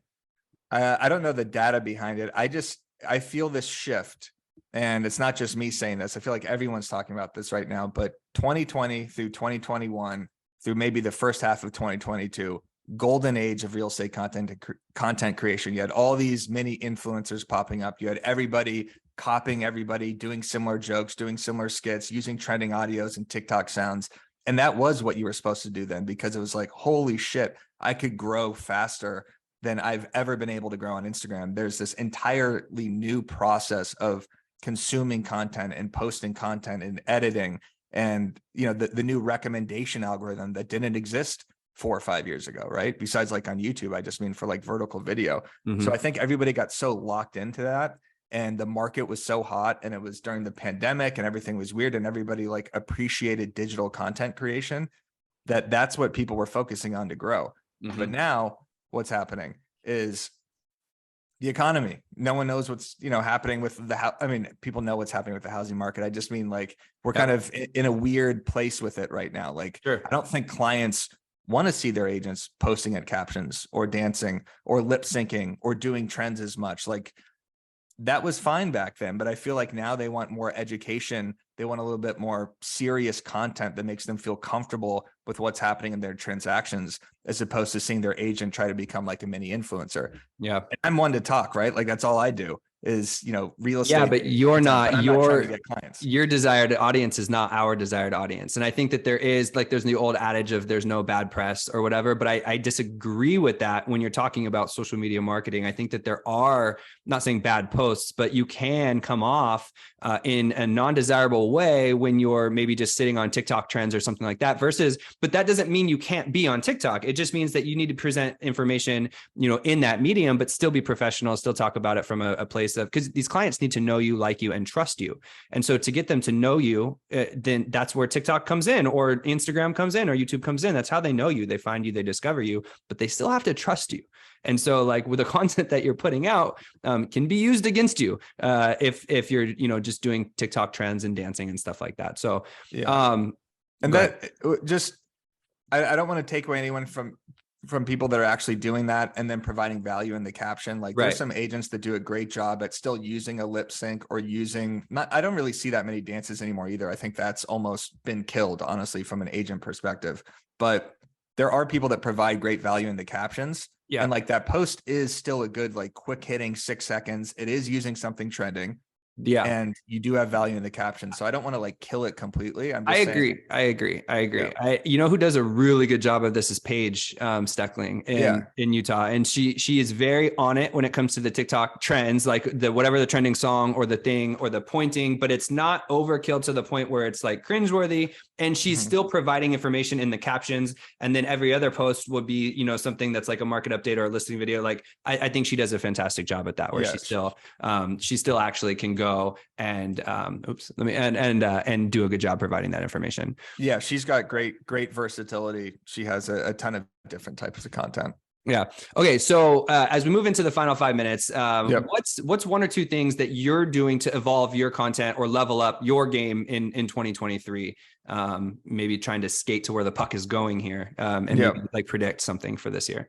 Yeah, I think my content's getting not necessarily more serious on the broke agent perspective, but I'm trying to grow BAM. I'm trying to grow the YouTube, the email list, the blog. We want to throw digital events. So every move that I make digitally from a marketing perspective is how am I going to push more traffic to the website and actually start, you know, posting information that's helping agents. The humor, of course, is still going to continue, but I'm going to be using the broke agent brand more as like a driver to get people to the YouTube, to the email and everything. From a content perspective for myself, I think on BAM specifically, I want to get way more into the green screen videos. I've done 2 or 3 of these when I'm just kind of, you know, going through like an actual article about Instagram's new features or something like that. Like I'm kind of I don't want to be a one-trick pony with Instagram. Like I know way more about marketing than just Instagram. So I'm going to be doing other articles about it. But Totally. that green screen video and reaction videos is something I'm going to be doing way more of also. Like Bob Tompkins does a great job where he's just kind of sitting there high quality and using someone else's video as a hook. I want to get more into that so I could show my face more on the broke agent page. But these green screen videos you see everybody doing them right now, right? You see Grant Cardone, you see Sirhan, you see Gary Vee, and there's a reason they're doing it is because the article is the hook right there. You're talking about something that's informational. Yep. And the way it's edited, if you're uncomfortable in front of the camera, this is the best thing for that, because there's not a camera in front of you. There's not lighting. It's not a professional studio. You don't have a script, and you could sit there and read what's going on in the article and then just like give your 2 cents. Like the editing is so perfect for it, where you could kind of pop around and then give a call to action at the end. I think if agents really start doing more green screen videos with like local articles and, you know, developments that are happening in their community, that type of stuff, that's going to be the most effective, you know, short form content for agents. I agree. I wholeheartedly. There's a legitimacy to having your face in front of CNBC or in front of even like a Zillow mortgage calculator where you're so if I just shot a video or text where I'm saying that rates are 6.5%, and if you do a 2-1 rate buy down, that's one thing. But if I'm showing it on a Zillow mortgage calculator, there's a legitimacy to that part. Or if I'm explaining something that's in a CNBC article, there's a legitimacy to what I'm saying. And so that's where the green screen videos come in. And then of course, Instagram likes them because you're using their effect and doing it in their app. And so they're going to show it organically to more people. All of my green screen videos have done higher than average view counts. Yeah. And it's the quick edits that people crave. It's no downtime in between transitions. It's no it's no thinking. It's nothing. Like you need to be very good at editing. Boom, boom, boom. I'm up here. I'm down here. I'm talking about this. I'm talking about that. Call to action at the end. And the whole goal of all these videos, like anytime you're creating content now, is how do I get them to watch the entire thing? Because retention is the number one, you know, form of what pushes your content in the algorithm now, more than likes, comments, saves, or shares. If they watch all the way through, that's signaling to Instagram, this is a good video. So as many teasers as you could put in that video, whether it's captions or you saying, hey, wait till the end, I'm going to give you my 5th thing, you know? Yeah, for sure.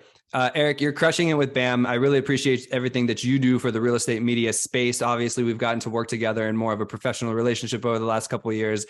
You're really, really good at what you do. And we as the community really appreciate the light that you've brought to us through humor and the whatnot. light that I've brought. That's never been said about me before, but thank you. I appreciate it. Thank you for having me. All right, guys, drop a 1 in the chat if you learned something today from Eric, and go follow him on Instagram. If you don't, look at all the ones. Yeah, There you go, follow Now Bam on Instagram right now and go subscribe to our YouTube channel. That is what helps. And join our email list. See There you soon. go. Boom. All right. Thanks, Eric. I appreciate Do I leave you. now? Yes, you can leave now. All right. Awesome. Thank you very much. Kickoff 2023. We are halfway done. Thank you guys so much for hanging out with us. We still have 130 people live on the call right now as we transition into Serri Rowell, who is legitimately one of my favorite people here in San Diego. I guess that's technically Carlsbad, but I call it San Diego. Do you live in Carlsbad, Serri?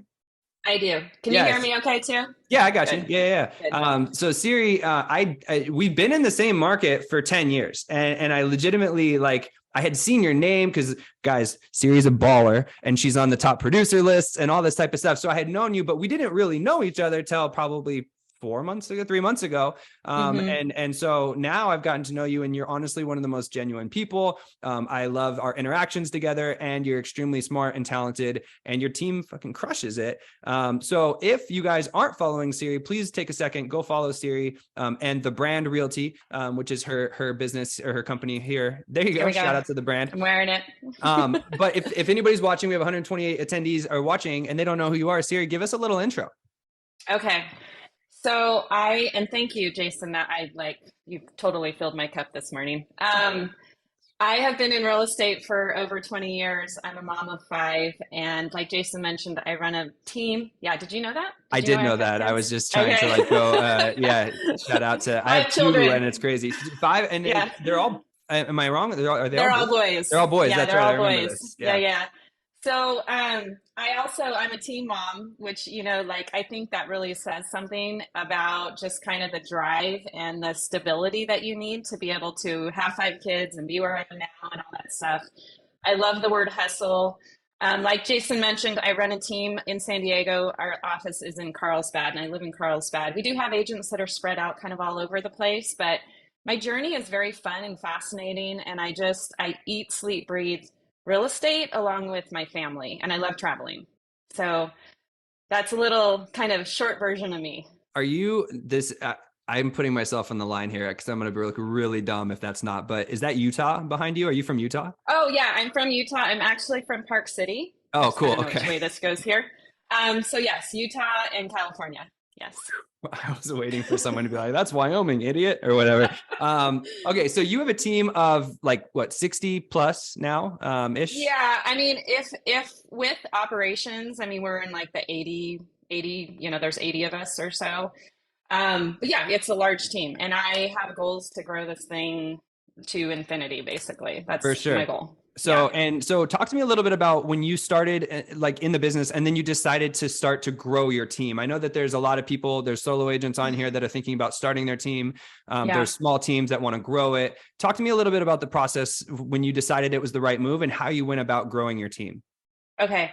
And also if I can plug in a couple of things, Jason, I'm going to do some plugs.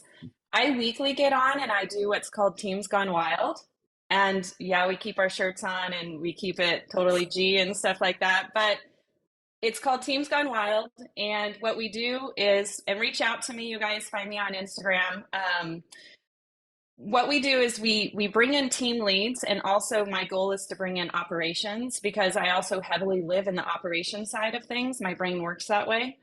And our goal is to teach people what are other people doing to grow these teams, because I know after 16 years of being a solo agent, I was totally burnt out and I was told, hey, start a team. And I was like, well, what do I do? Right. And it really is kind of one of those, there is no one way to do it, but I do think that you can learn from people. That's me. I do think that you can learn from people before you to be able to teach you just some skills that you might be able to apply. There it is. Teams Gone Wild. To, be successful. So I would encourage you guys to sign up and attend those weekly. And so anyways, my story was I'm not a cold caller, door knocker. I've done now officially 2 open houses in my whole career because it just wasn't my thing. but I am a referral partner beast. And so over that time frame, I had a lot of referral partner programs that just loved working with me because I would service them at a high level. And so 16 years in, I had so many leads coming at me that I didn't know what to do with them. And I was totally exhausted. I just like couldn't do it anymore. And so naturally, there's a few ways that you start to want to grow a team. And I just started to naturally grow a team because I had so many opportunities. Yeah. So that's really what happened to me. How do you stay connected to your team? And this might be Jason Cassity asking you for myself. I feel like I do a pretty good job, but you have 60 people. You know what I mean? Like, do you guys do weekly team meetings? Do you have a Slack channel? Like, what do you do to stay in touch with your team? Am I able to show anything, by the way? Or you can screen share. Yeah. Yeah. No, you should be able to. Yeah. I think it says disabled. Here's the other thing too.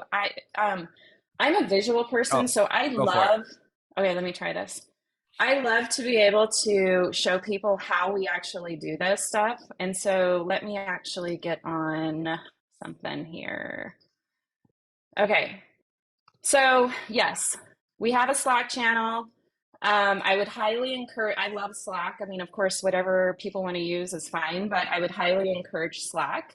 My team, I think, loves and hates Slack all at the same time because it's constant, right? But when you have that many people, you always have to think of like scalability. And when we first started, we did iMessage. Well, then what happens when someone has an Android and it turns it green and I have a heart attack because we kick them out. We kick them out of the brokerage. Right. They're off the team. So then I think, and I don't know where it is now, but you can only have so many people, but there's so many things that you end up talking about. And so we have these Slack channels, and I mean, you can we just keep everybody organized. And this is just from yesterday. Oh, there we are. So, tell everybody, hey, join here. And here's all these different things that we do. We just had a mega team meeting. And so what we do is once a month, we get together and we go over our, just everything at a high level. We have team meetings every week, but we provide food and we make it fun and we just do all this fun stuff together at the office. And I have a 4,000 square foot office that serves kind of two parts where we can have fun parties at it. We can, work hard. Agents come in, we have these pods.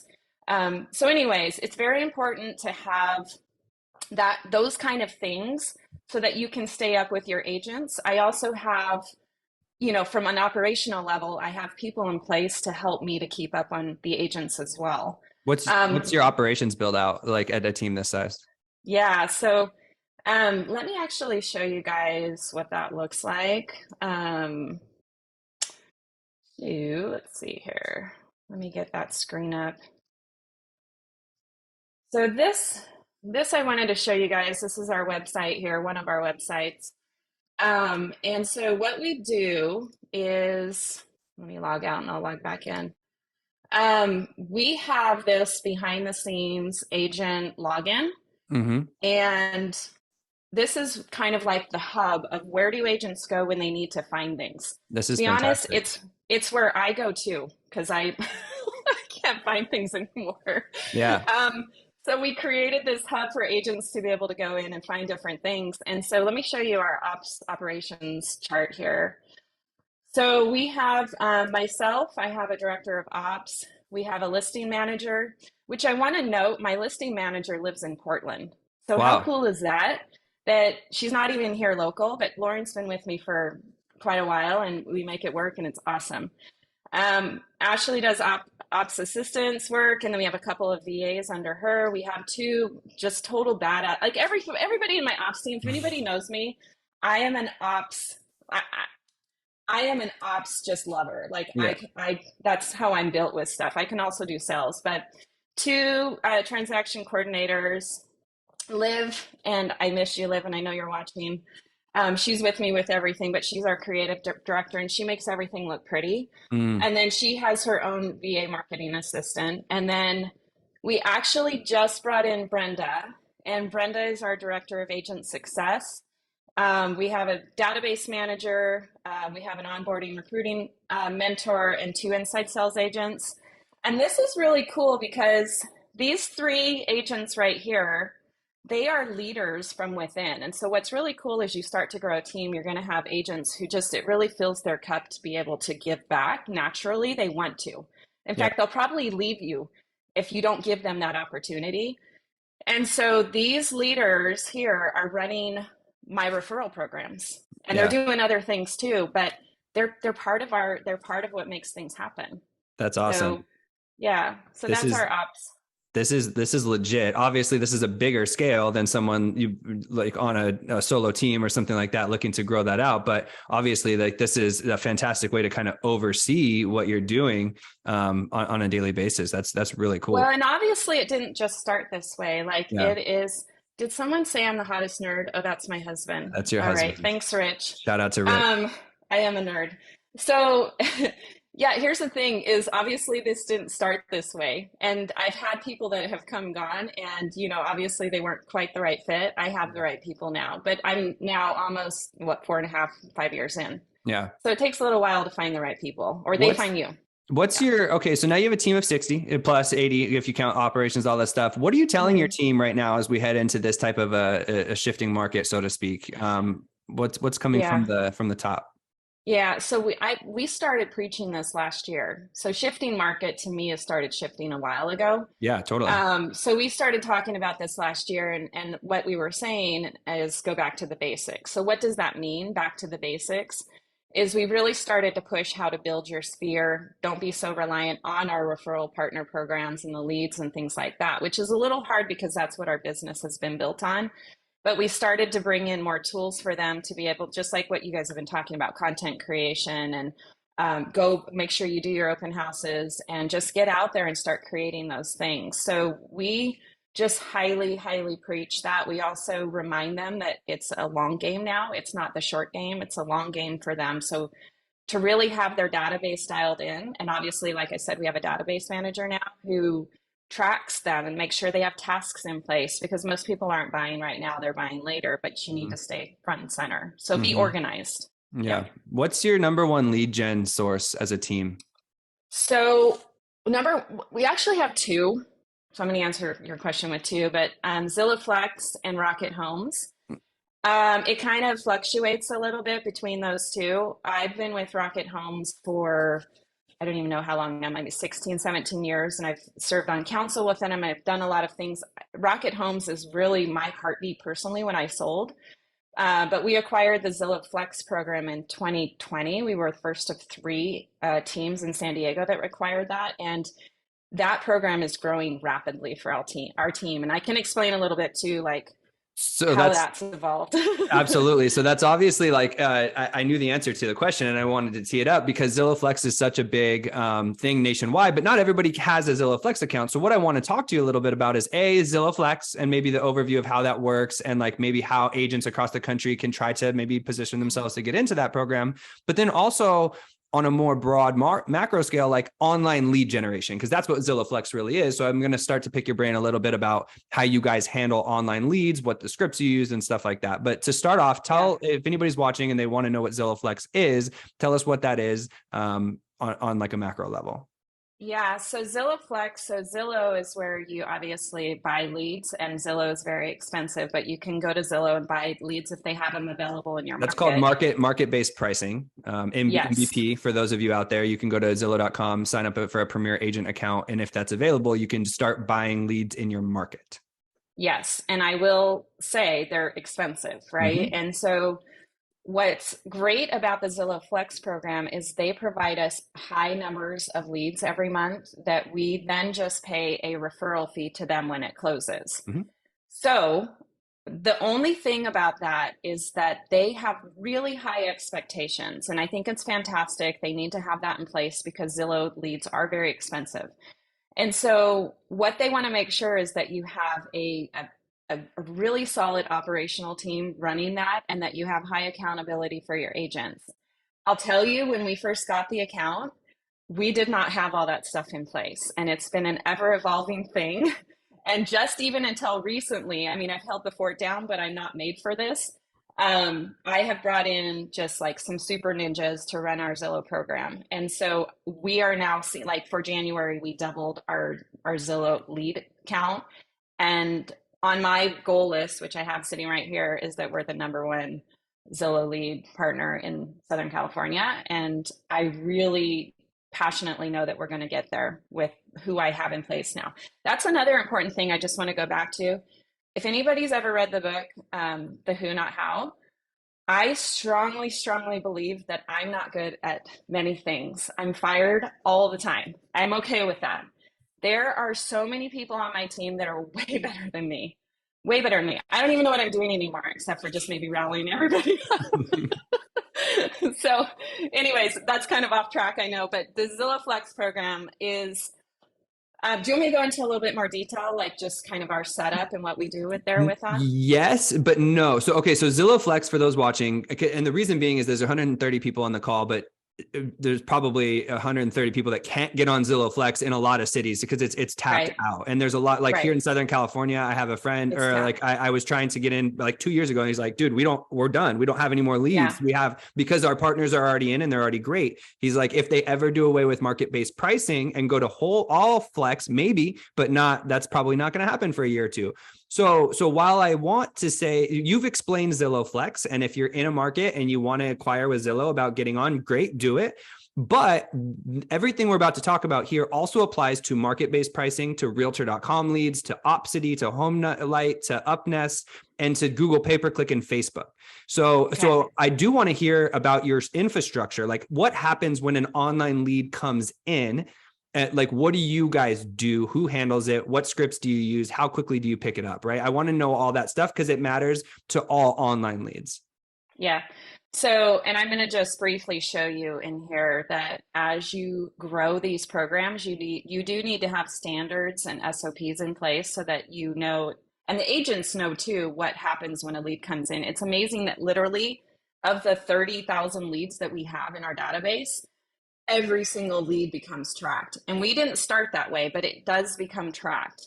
And so we have, like an incoming lead process. And you can see here that it literally says, when this happens, this is what happens, and this is the flow. And no, I did not build this out. I have someone on the team that does this for me. But that's how detailed you have to be when you are working for these lead companies at a high level. You have to know exactly so Realtor.com, HomeLight, what happens with all of these leads, right? So just to give you a quick little overview, a lead comes in, into our database or into our CRM, which is Follow Up Us. We have an automatic text and email that goes out that's specific for that program. So if it's Rocket Homes, which by the way, I think there was a question in here, is Rocket Homes and Rocket Mortgage the same? It's the same thing. Rocket Homes, Rocket Mortgage. So when Rocket Mortgage gets their leads, they assign them to agents, right? That is the thing. Yes. If they're not already working with agents, or even if they are, they try to push you anyways. So like they want one of their preferred partners to work the client versus a random agent. And sometimes the mortgage person already has an agent, but a lot of times they don't. And so they get assigned to a preferred partner. Yes. Like so it's two divisions, it's homes and mortgage. So anyways, we've been working with them for a long time. Okay, so Rocket Homes comes in, it says, hey, we're national partners with Rocket Homes, blah, blah, blah, email, text. Then we have protocols in place that the agent has X amount of time to follow up with that lead. What is that time? So right now it's pretty forgiving. It's 4 hours that they have. Well, it's kind of specific with different lead portals too. We do, like Zillow's going to be its own thing, right? But our standard is 4 hours that they need to be able to do that. Rocket Homes is okay. You can do that within that 4 hour period. If that doesn't happen, then my database manager is triggered. She has prompts, and then she adds an ISA. And then the ISA starts moving into it. And so we have protocols in place that are automatically followed for those different lead programs so that, it's no client left behind.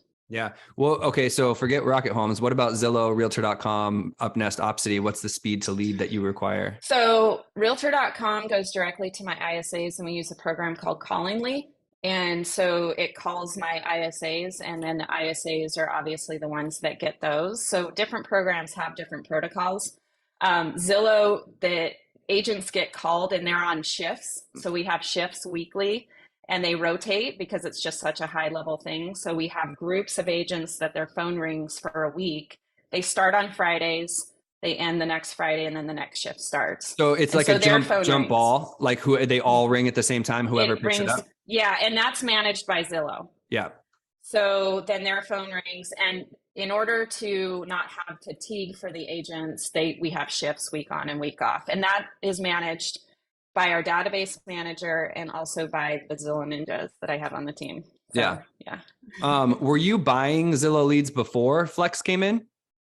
I was, and you know, I was spending a good thousands of dollars on Zillow leads, but I wouldn't say I was spending as much as many that I heard. Yeah. But yeah, I mean, it was in the thousands of dollars that I was spending on Zillow. So Yeah. I think a lot of why I got the Zillow account was that they knew that my 16-year history was around referral partner programs. That was my heartbeat. Yeah. And so that, and then I had to do an extensive interview, and my agent growth leader and I were just really good friends too. And she worked with me and we just made it happen. Yeah. But I think a lot of it was that I did have that background for 16 years. So you partake in, I saw on your sheet there, you had Opcity, you had Upnest, you had Realtor.com, you had Zillow, so you and Homelight. So your team is actively involved with all of the referral partner kind of networks. And then you have these processes that happen when they come in. Yeah, we have a ton. We have Veterans United, we have Homelight, you name it. Like that is like, again, that was my thing, right? So, you know, watching you guys too, which is content driven, and it's very fascinating to me too. And that's why I think it's so cool that we're friends like this too, because we come from different paths and we have so much that we can collaborate and bring. I'm fascinated by you guys with all this stuff that I'm trying to do that stuff. Look, I got my background all cute and pretty like everybody, it does look good. What, so what are do you guys role play like scripts? Are there scripts that the agents who, once they receive the call, have to go? Like what scripts do you guys use? Yeah, I mean, a big one is ALM, so appointment, location, motivation. And that's the one that Zillow has really trained us heavily on. I'll be honest, I am not a scripted person. I do my best. And I mean, this goes against all things taught, right? So whatever it is, but I never was scripted personally, but I learned these things. And so I'm not the one that's teaching these scripting and role playing and objection handling. I actually have a lead agent who does that stuff. But yeah, we have scripting and role playing one day, and then we have objection handling the other day. And it is required for my agents to be on one of those if they have leads. And yeah, I mean, it's part of rolling with the market and doing all that stuff. And that's just part of our core of our team. But it's not taught by me. Yeah. Do you have someone, is that in your team? So maybe I missed it. Was that one of your team members in the org chart that teaches role plays and stuff like that? Yeah, it's the one that runs my Zillow program, and she is badass at it. Like, she is a conversion ninja and she runs it. And it feels, like I said, it fills her cup. I love it. I love seeing that stuff. So she takes that on twice a week. Yeah, you guys, if you have questions, drop them on the Q&A. I'll save a little bit of time at the very end to ask Serri these questions. I did see one from Daylin. What site do you use for that back-end agent portal? The back-end agent portal. I don't know. I don't know anything. My creative director built that. Liv, if you're on here, can you put that in the chat, please, for everybody? Got it. So that might just be like a custom site or like backend or something like that. We made hyperlinks to it. Okay, got it. We made it. Yeah. What's your guys' conversion rate on your referral partner leads that come in, or like your online leads? Well, each one is a little bit different, and so overall, last year we were running on average about 7% for our referral partner leads. Some of them were up in the 20 range, but yeah. So I mean, some of them we're looking at like 1%, 2%, those kind of things, and we do have to look at those to make sure that we're putting our money in the best places for ones that we do spends on. Yeah, I think I found that sounds about right. Facebook and Google pay-per-click, which are usually the cheapest leads to generate, you have to have some know-how on how to design the ads, but those convert somewhere between 1% and 2%. Zillow's usually the best because those are people who are on Zillow. You're not going on Zillow unless you're probably ready to like inquire about houses.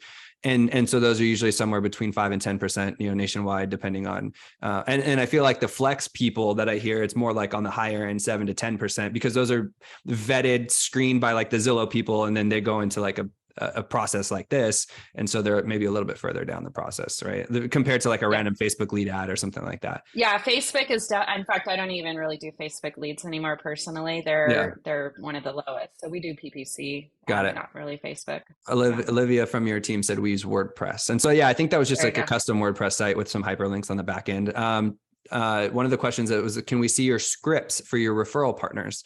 Do you have those type of things like available? I mean, obviously we're not going to sit down and read through the scripts, but like, I'm guessing it's on Nor will I teach it. Yeah, I'm guessing it's on the back end there of your site where your team can just go log in and hit scripts. And then you've probably got one for home light, one for Zillow.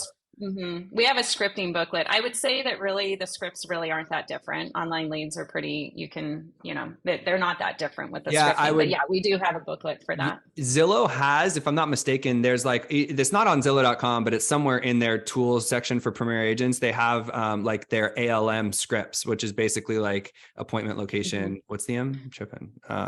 Appointment location motivation. Motivation. Yeah. So you have their ALM scripts, and then there's also like LP Mama. They have like 2 or 3 scripts that you can grab on how to take on online leads that you can find. I'm happy. Again, you guys reach out to me and I'm happy to send anything that I can as you have questions. Yeah, that's awesome. It's a lot to pack into 30 minutes. So. Correct. Yeah. We have 5 minutes left. And so I don't want to go through. That's why I was saying I don't want to necessarily scripts. Jimmy asked, what is Rocket Homes?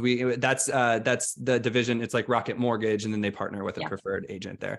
Okay. So I wanted to have maybe a key takeaway here for a solo agent. So just there's 130 people watching. Maybe a small team or a solo agent that they're not going to get flex yet. Like it's clogged in their market, or they're just not they're not big enough yet, but they want to get into online lead gen. What would you suggest as like a good amount to start spending, right? Like if I have $200, maybe it's not worth it to spend on Zillow, right? It's just not going to get you enough leads. Maybe I do Realtor.com shared leads there. What have you found that works maybe for a smaller team or a solo agent to get started with online lead buying? I mean, I think PPC are great leads. So those are your Google pay-per-click or your Google. Yeah, like your Google leads are good. Start there. That's going to be really great cost for you. I do believe in Realtor.com leads. However, you need to make sure that you're Johnny on the spot with those, because those leads go out to several people. So you can do that as a solo agent, of course. You can do it as a team. And at one point I did have them rolling out to my team members when we were a smaller team of, maybe 6 or 7. So I would say those 2 are probably the good ones. As far as how much to spend, I know that's kind of a tricky question, because that's really how many people you have and what money you have and stuff like that. But I mean, a couple $100 probably isn't going to get you very far. Correct. You probably need to invest in, $1,000 to $2,000 to start, and then track that stuff too. I have to get on every month, and I have a tracking now with Realtor.com, for example. They gave me half the leads that I gave them money for last year. And it's just because of the market, right? Yeah. But I know there's a lot of agents that buy those kind of leads, and they don't do like a lead review with them every month or every year, and then they lose that money. And I was one of them until I figured all this stuff out.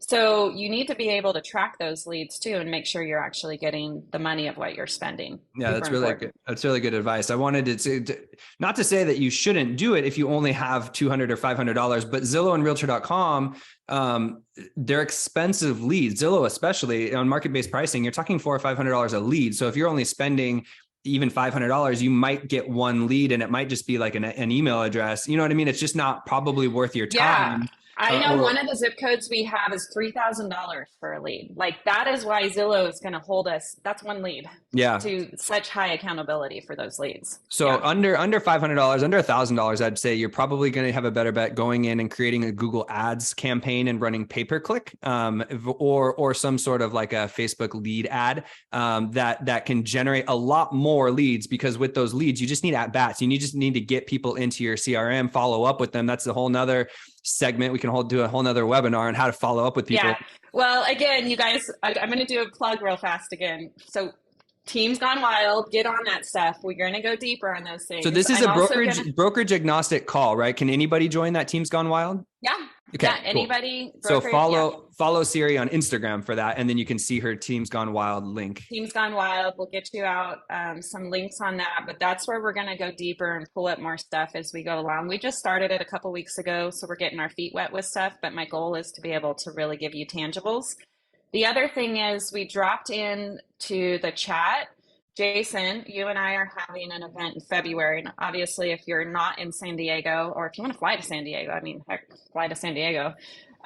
It's called Next Level, and that's going to be, so we dropped it in the link. I think our registration is opening today or tomorrow, but you guys check that out because we're going to be bringing in actually Eric, who was just on, and a couple of their badasses to really show us what's going on in the market and to teach and train you guys live and give you guys beer and drinks and food and all that fun stuff too. So check it out in the chat. Thank you. Thank you for the link, Ray. I appreciate it. That's the link to Serri's Instagram. Serri, we are out of time, but I want to ask I want to give you a chance to shout out maybe one or two things that you want to share with the team, the 126 people watching right now, parting words that you want to share as we head into this market. I guess from my perspective, what I really want to help people with is teams. So come to me and know that I'm willing to share some of those tips and tricks. I'm not an expert, but I have been through a lot of stuff. So reach out to me. The other thing is my big push is to do things for women, and no offense, men, but I do want to do some high level things for us ladies who, how do you juggle, with having kids and doing all that stuff? And so I'm a great motivational support for all those things. And so I would love to get to know you for all that. Another quick plug is we are doing a women's event in Denver in June 16th through 18th. And so I'll be dropping some information about that. And that's all about like ladies real estate, health, wellness, those kind of things. So just really being a presence to help people in those spaces. That's what I'm here for. I really appreciate that. Everybody drop a 1 in the chat if you learned something from Serri today. Serri, thank you so much for coming on to kick off 2023, dropping knowledge on online lead generation, team building. The chat is going wild. Lots of 1s coming in there. So thank you so much for taking time out of your day. We really appreciate you. And guys, if you don't already follow Serri, please go find her on Instagram. Shoot her a follow, shoot her a DM, tell her how much you loved her session today because she's just an amazing person. Thank you, Jason. Yeah, for sure. Thank you. We're buds. All We're right. buds. Cool. Thank you so much, Serri. I really appreciate you. See you guys. Bye. All right. Bye. Guys, thank you so much. We are heading into our final 2 speakers of the day. It's 11 o'clock here Pacific time. At 11:30, Sharon Srivatsa is coming on, the president of Real. And we're getting a nice little curveball here because our next session with Katie Day was actually pre-recorded. So I'm getting ready to share my screen here, but give me a sec because I'm going to have to pull up the video itself, and then I'm going to play it as a screen share. And then, so I'll be in the chat with you, running and answering any questions that you might have, but this is not live. So don't comment any questions on this because they're not going to get answered. And make sure, drop me a little 1 in the chat here to make sure that you guys can hear this, because this is the first time that I've run a screen share over Zoom. Okay. So we are going to jump right into this, and I'll start it off. Yeah, I guess I don't have to do anything. Cool. All right. So we'll give it that. Ready? Good afternoon, everybody. I am here live with Katie Day from Houston. My favorite people in the world. If you don't know who Katie is, please take a second right now and go follow her on Instagram and Facebook and wherever else Katie is. Where else are you, Katie? Probably like TikTok and YouTube. Don't follow me on TikTok. It's pretty terrible. Instagram's fine. Facebook's good. Katie, if there's anybody watching this live stream, and this is going to be the fun one because we're actually recording this like 2 days before the live stream, but it's going to look really live. I thought you were going to tell people that. No, because I'm going to be wearing different clothes. It's going to be weird. So if anybody's watching this live stream recording and doesn't know who you are, give them a little bit of an intro. Like, tell us, who is Katie Day? Well, my name is Katie Day. I'm a real estate agent in Houston, Texas. I run a small team, medium-sized team here in the greater Houston area and enjoy content marketing, video marketing, and selling real estate. How many team members do you have? We've got 15 team members and 3 admin plus a videographer. That's not a small team. That's, I guess, I mean, I know what you're saying, but that's baller. Thanks. Don't Thanks, let Brad. Katie's humility fool you. She's a baller, one of the biggest teams in Houston, Texas, production-wise, year over year. right? So like the theme of this call, this is the Kickoff 2023 call. We're coming together to talk about strategies and ideas and whatnot, tactical things that people can do in 2023 to make sure that this year doesn't suck. And that this year, right? I'm trying to bring in some industry professionals to share some ideas so that we can hit the ground running and have our best year ever. So Katie, you've got an awesome team in Houston. Talk to me a little bit about what you're telling your team like right now. Like I'm sure you did like a business planning session or some sort of like team meeting where you're getting ready to prep them for 2023. What are one or two things that are like key focuses for you and your team in Houston? Yeah, so I mean, I think our biggest thing is everyone kind of builds their business differently. You know, obviously all of the agents on here all have different businesses, but even on our team, you know, we have our lead sources, we have agent referrals, we have referrals from our past clients in Sphere, we have, you know, online leads, social media leads, YouTube, Instagram, whatever it may be. So everyone kind of builds their business differently. But my biggest thing for them this year is like, we always need to go the extra mile and figure out what our differentiators are. And so, you know, for those on my team that do open houses, like, are they door knocking before the open houses? Are they putting out 25 plus signs? Like, are they doing all of those things that perhaps they didn't have to do, you know, in 2020 or 2021, or perhaps they're a new agent and didn't know that's, you know, actually a thing that you should do. Yeah. You know, all of our agents have started to do door knocking, whether that's in their farm or, you know, just around new listings and open houses, circle dialing, expireds, like everything we do. It's just like, okay, if you're doing it at a level, you know, 5, how can we make it a level 6, or how can we just be that much better? Yeah. Is because you also do Tom Ferry coaching, right? Yeah. You have for a while. Is that something that you're hearing through the coaching ecosystems too, or is that something that you're just kind of one-on-one telling? Yeah, I mean, I think that like, I mean, none of this is complete rocket science, right? Like you hear the same things over different coaching programs and brokerage masterminds and stuff like that. And so, you know, I think that the two things we're hearing a lot of is like how we can kind of raise the bar, one, and then two is like the back to basics that we keep hearing about of like, you know, the old school stuff works, and quit trying to be an influencer and go sell some real estate, right?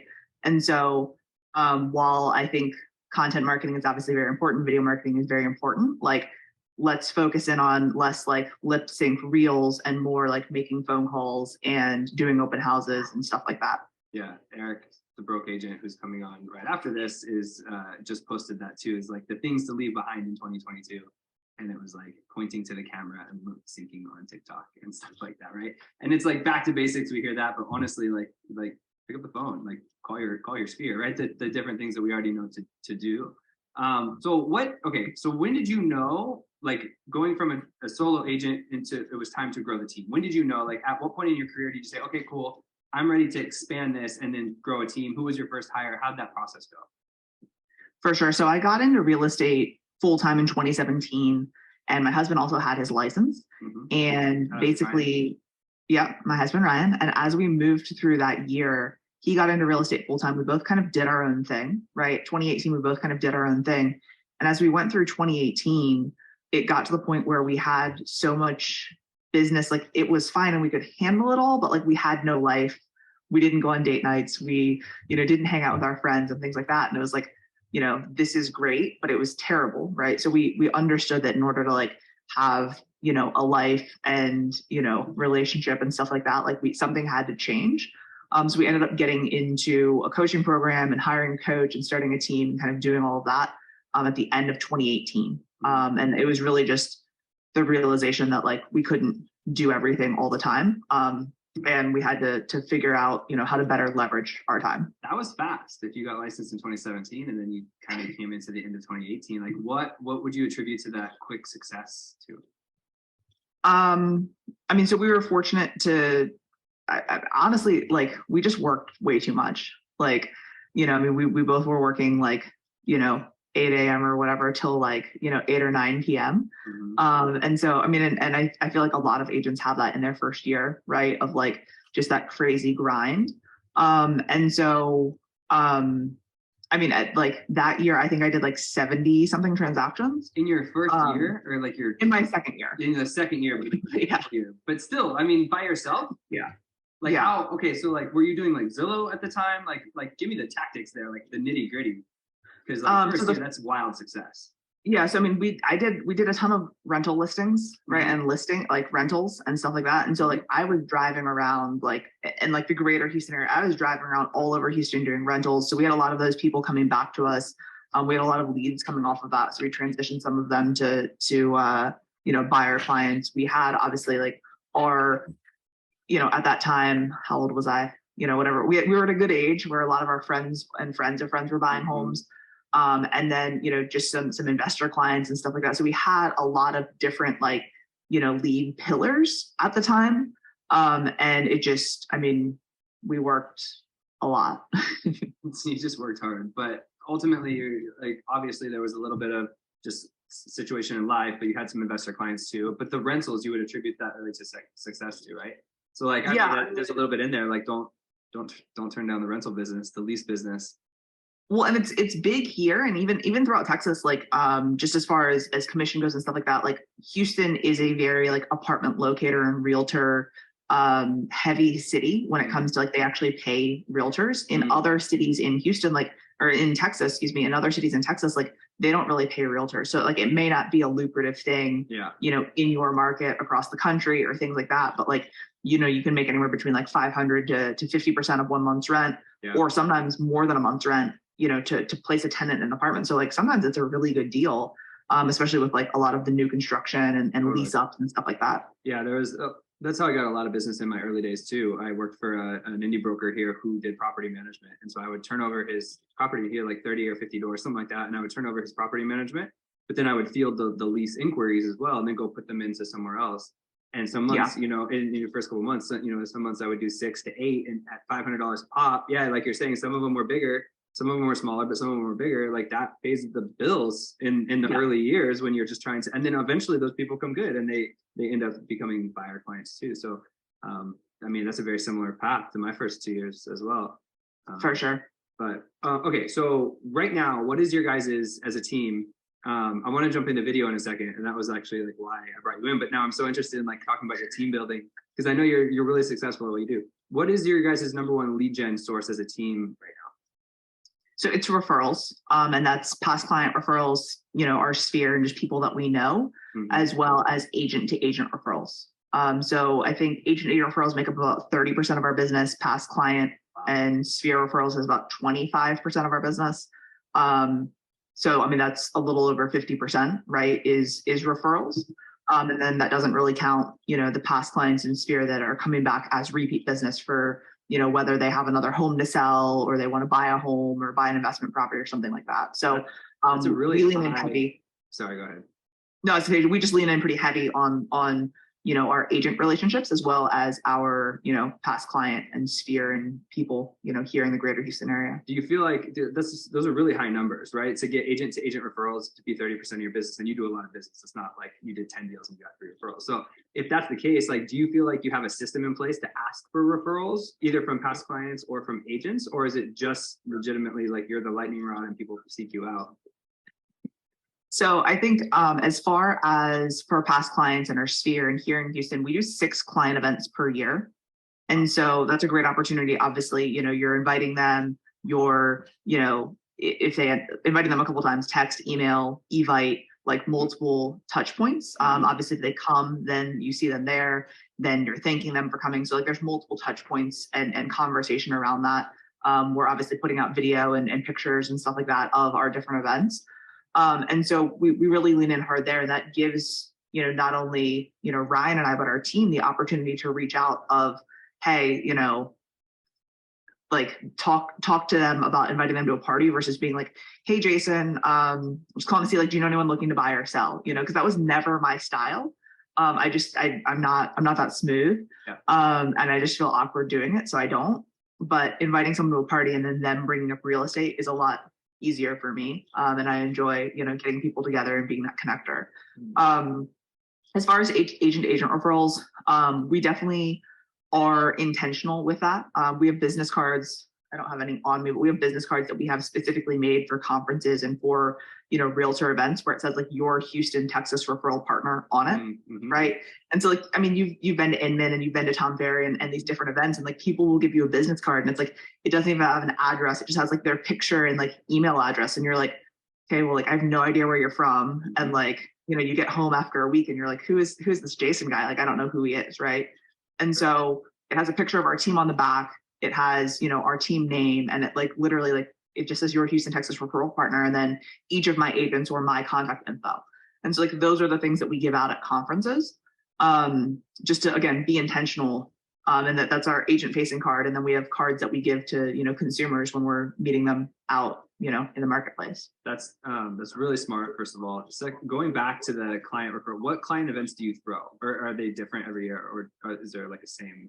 Like, yeah, so we've got a few that are the same every year. And so in every January, we've done now, this will be, I think, the 4th year in a row, which is kind of cool, yoga and mimosas. Oh, and so, you know, for the New Year's resolutioners, or the people that don't drink, or dry January or whatever, we've got the yoga section, right?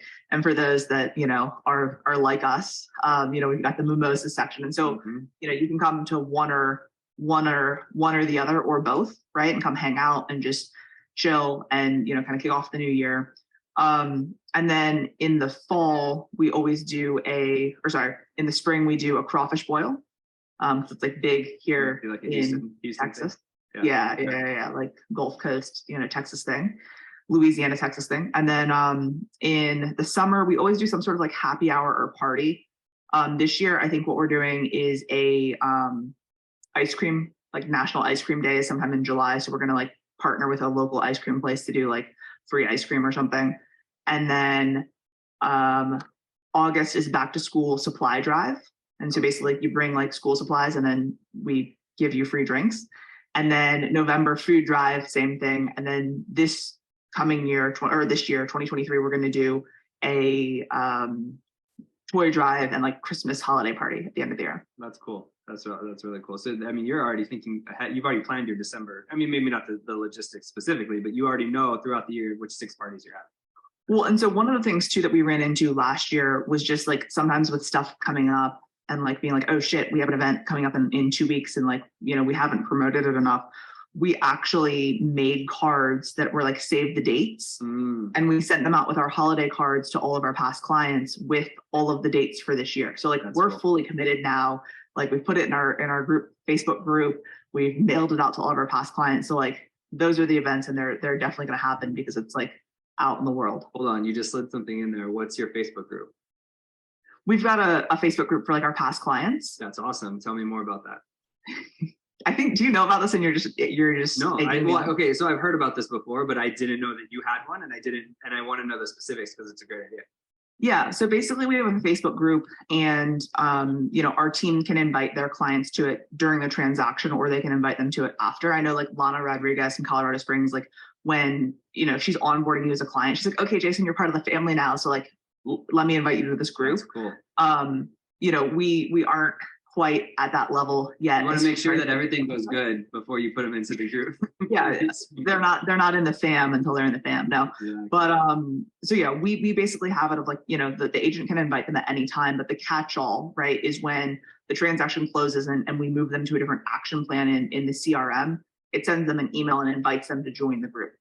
And basically, you know, the team is moved me to Texas. So the Facebook group is moved me to Texas. Ooh, I see what yeah, good play on words there. And so, yeah, it basically will drop, you know, Starbucks gift cards in there every so often, you know, for like pumpkin spice latte day, or like, you know, National Coffee Day, or, you know, when the red cups come out at Starbucks, like silly stuff like that. We'll do little giveaways. One of the we put all of our client events in there as like reminders prior to putting out or sending out any public invites. And then we're also going to do like this year, like Valentine's Day reservations, and like we'll drop those in the Facebook group, you know, as well as obviously send out an email. But like we always want to make that like the VIP group of giving them the first, you know, dibs on different stuff. That's awesome. That's a really good idea. I hope everybody's taking notes on this right now. And I love the fact that we're 15 minutes into this, whatever it is, and we still haven't talked about video, which is really why I brought you on to pick your brain. I've just been like really intrigued by what you've been saying. So this is all just for me. This is all a ruse. I'm just literally recording this for myself. No, I know, right? It's like not actually gonna. It's not actually gonna play. I'm not doing kickoff 2023. This is all a ruse. Okay, so back to kickoff 2023. Thank you for those answers. Short form video, you crushed, right? So you do a really good job on your Instagram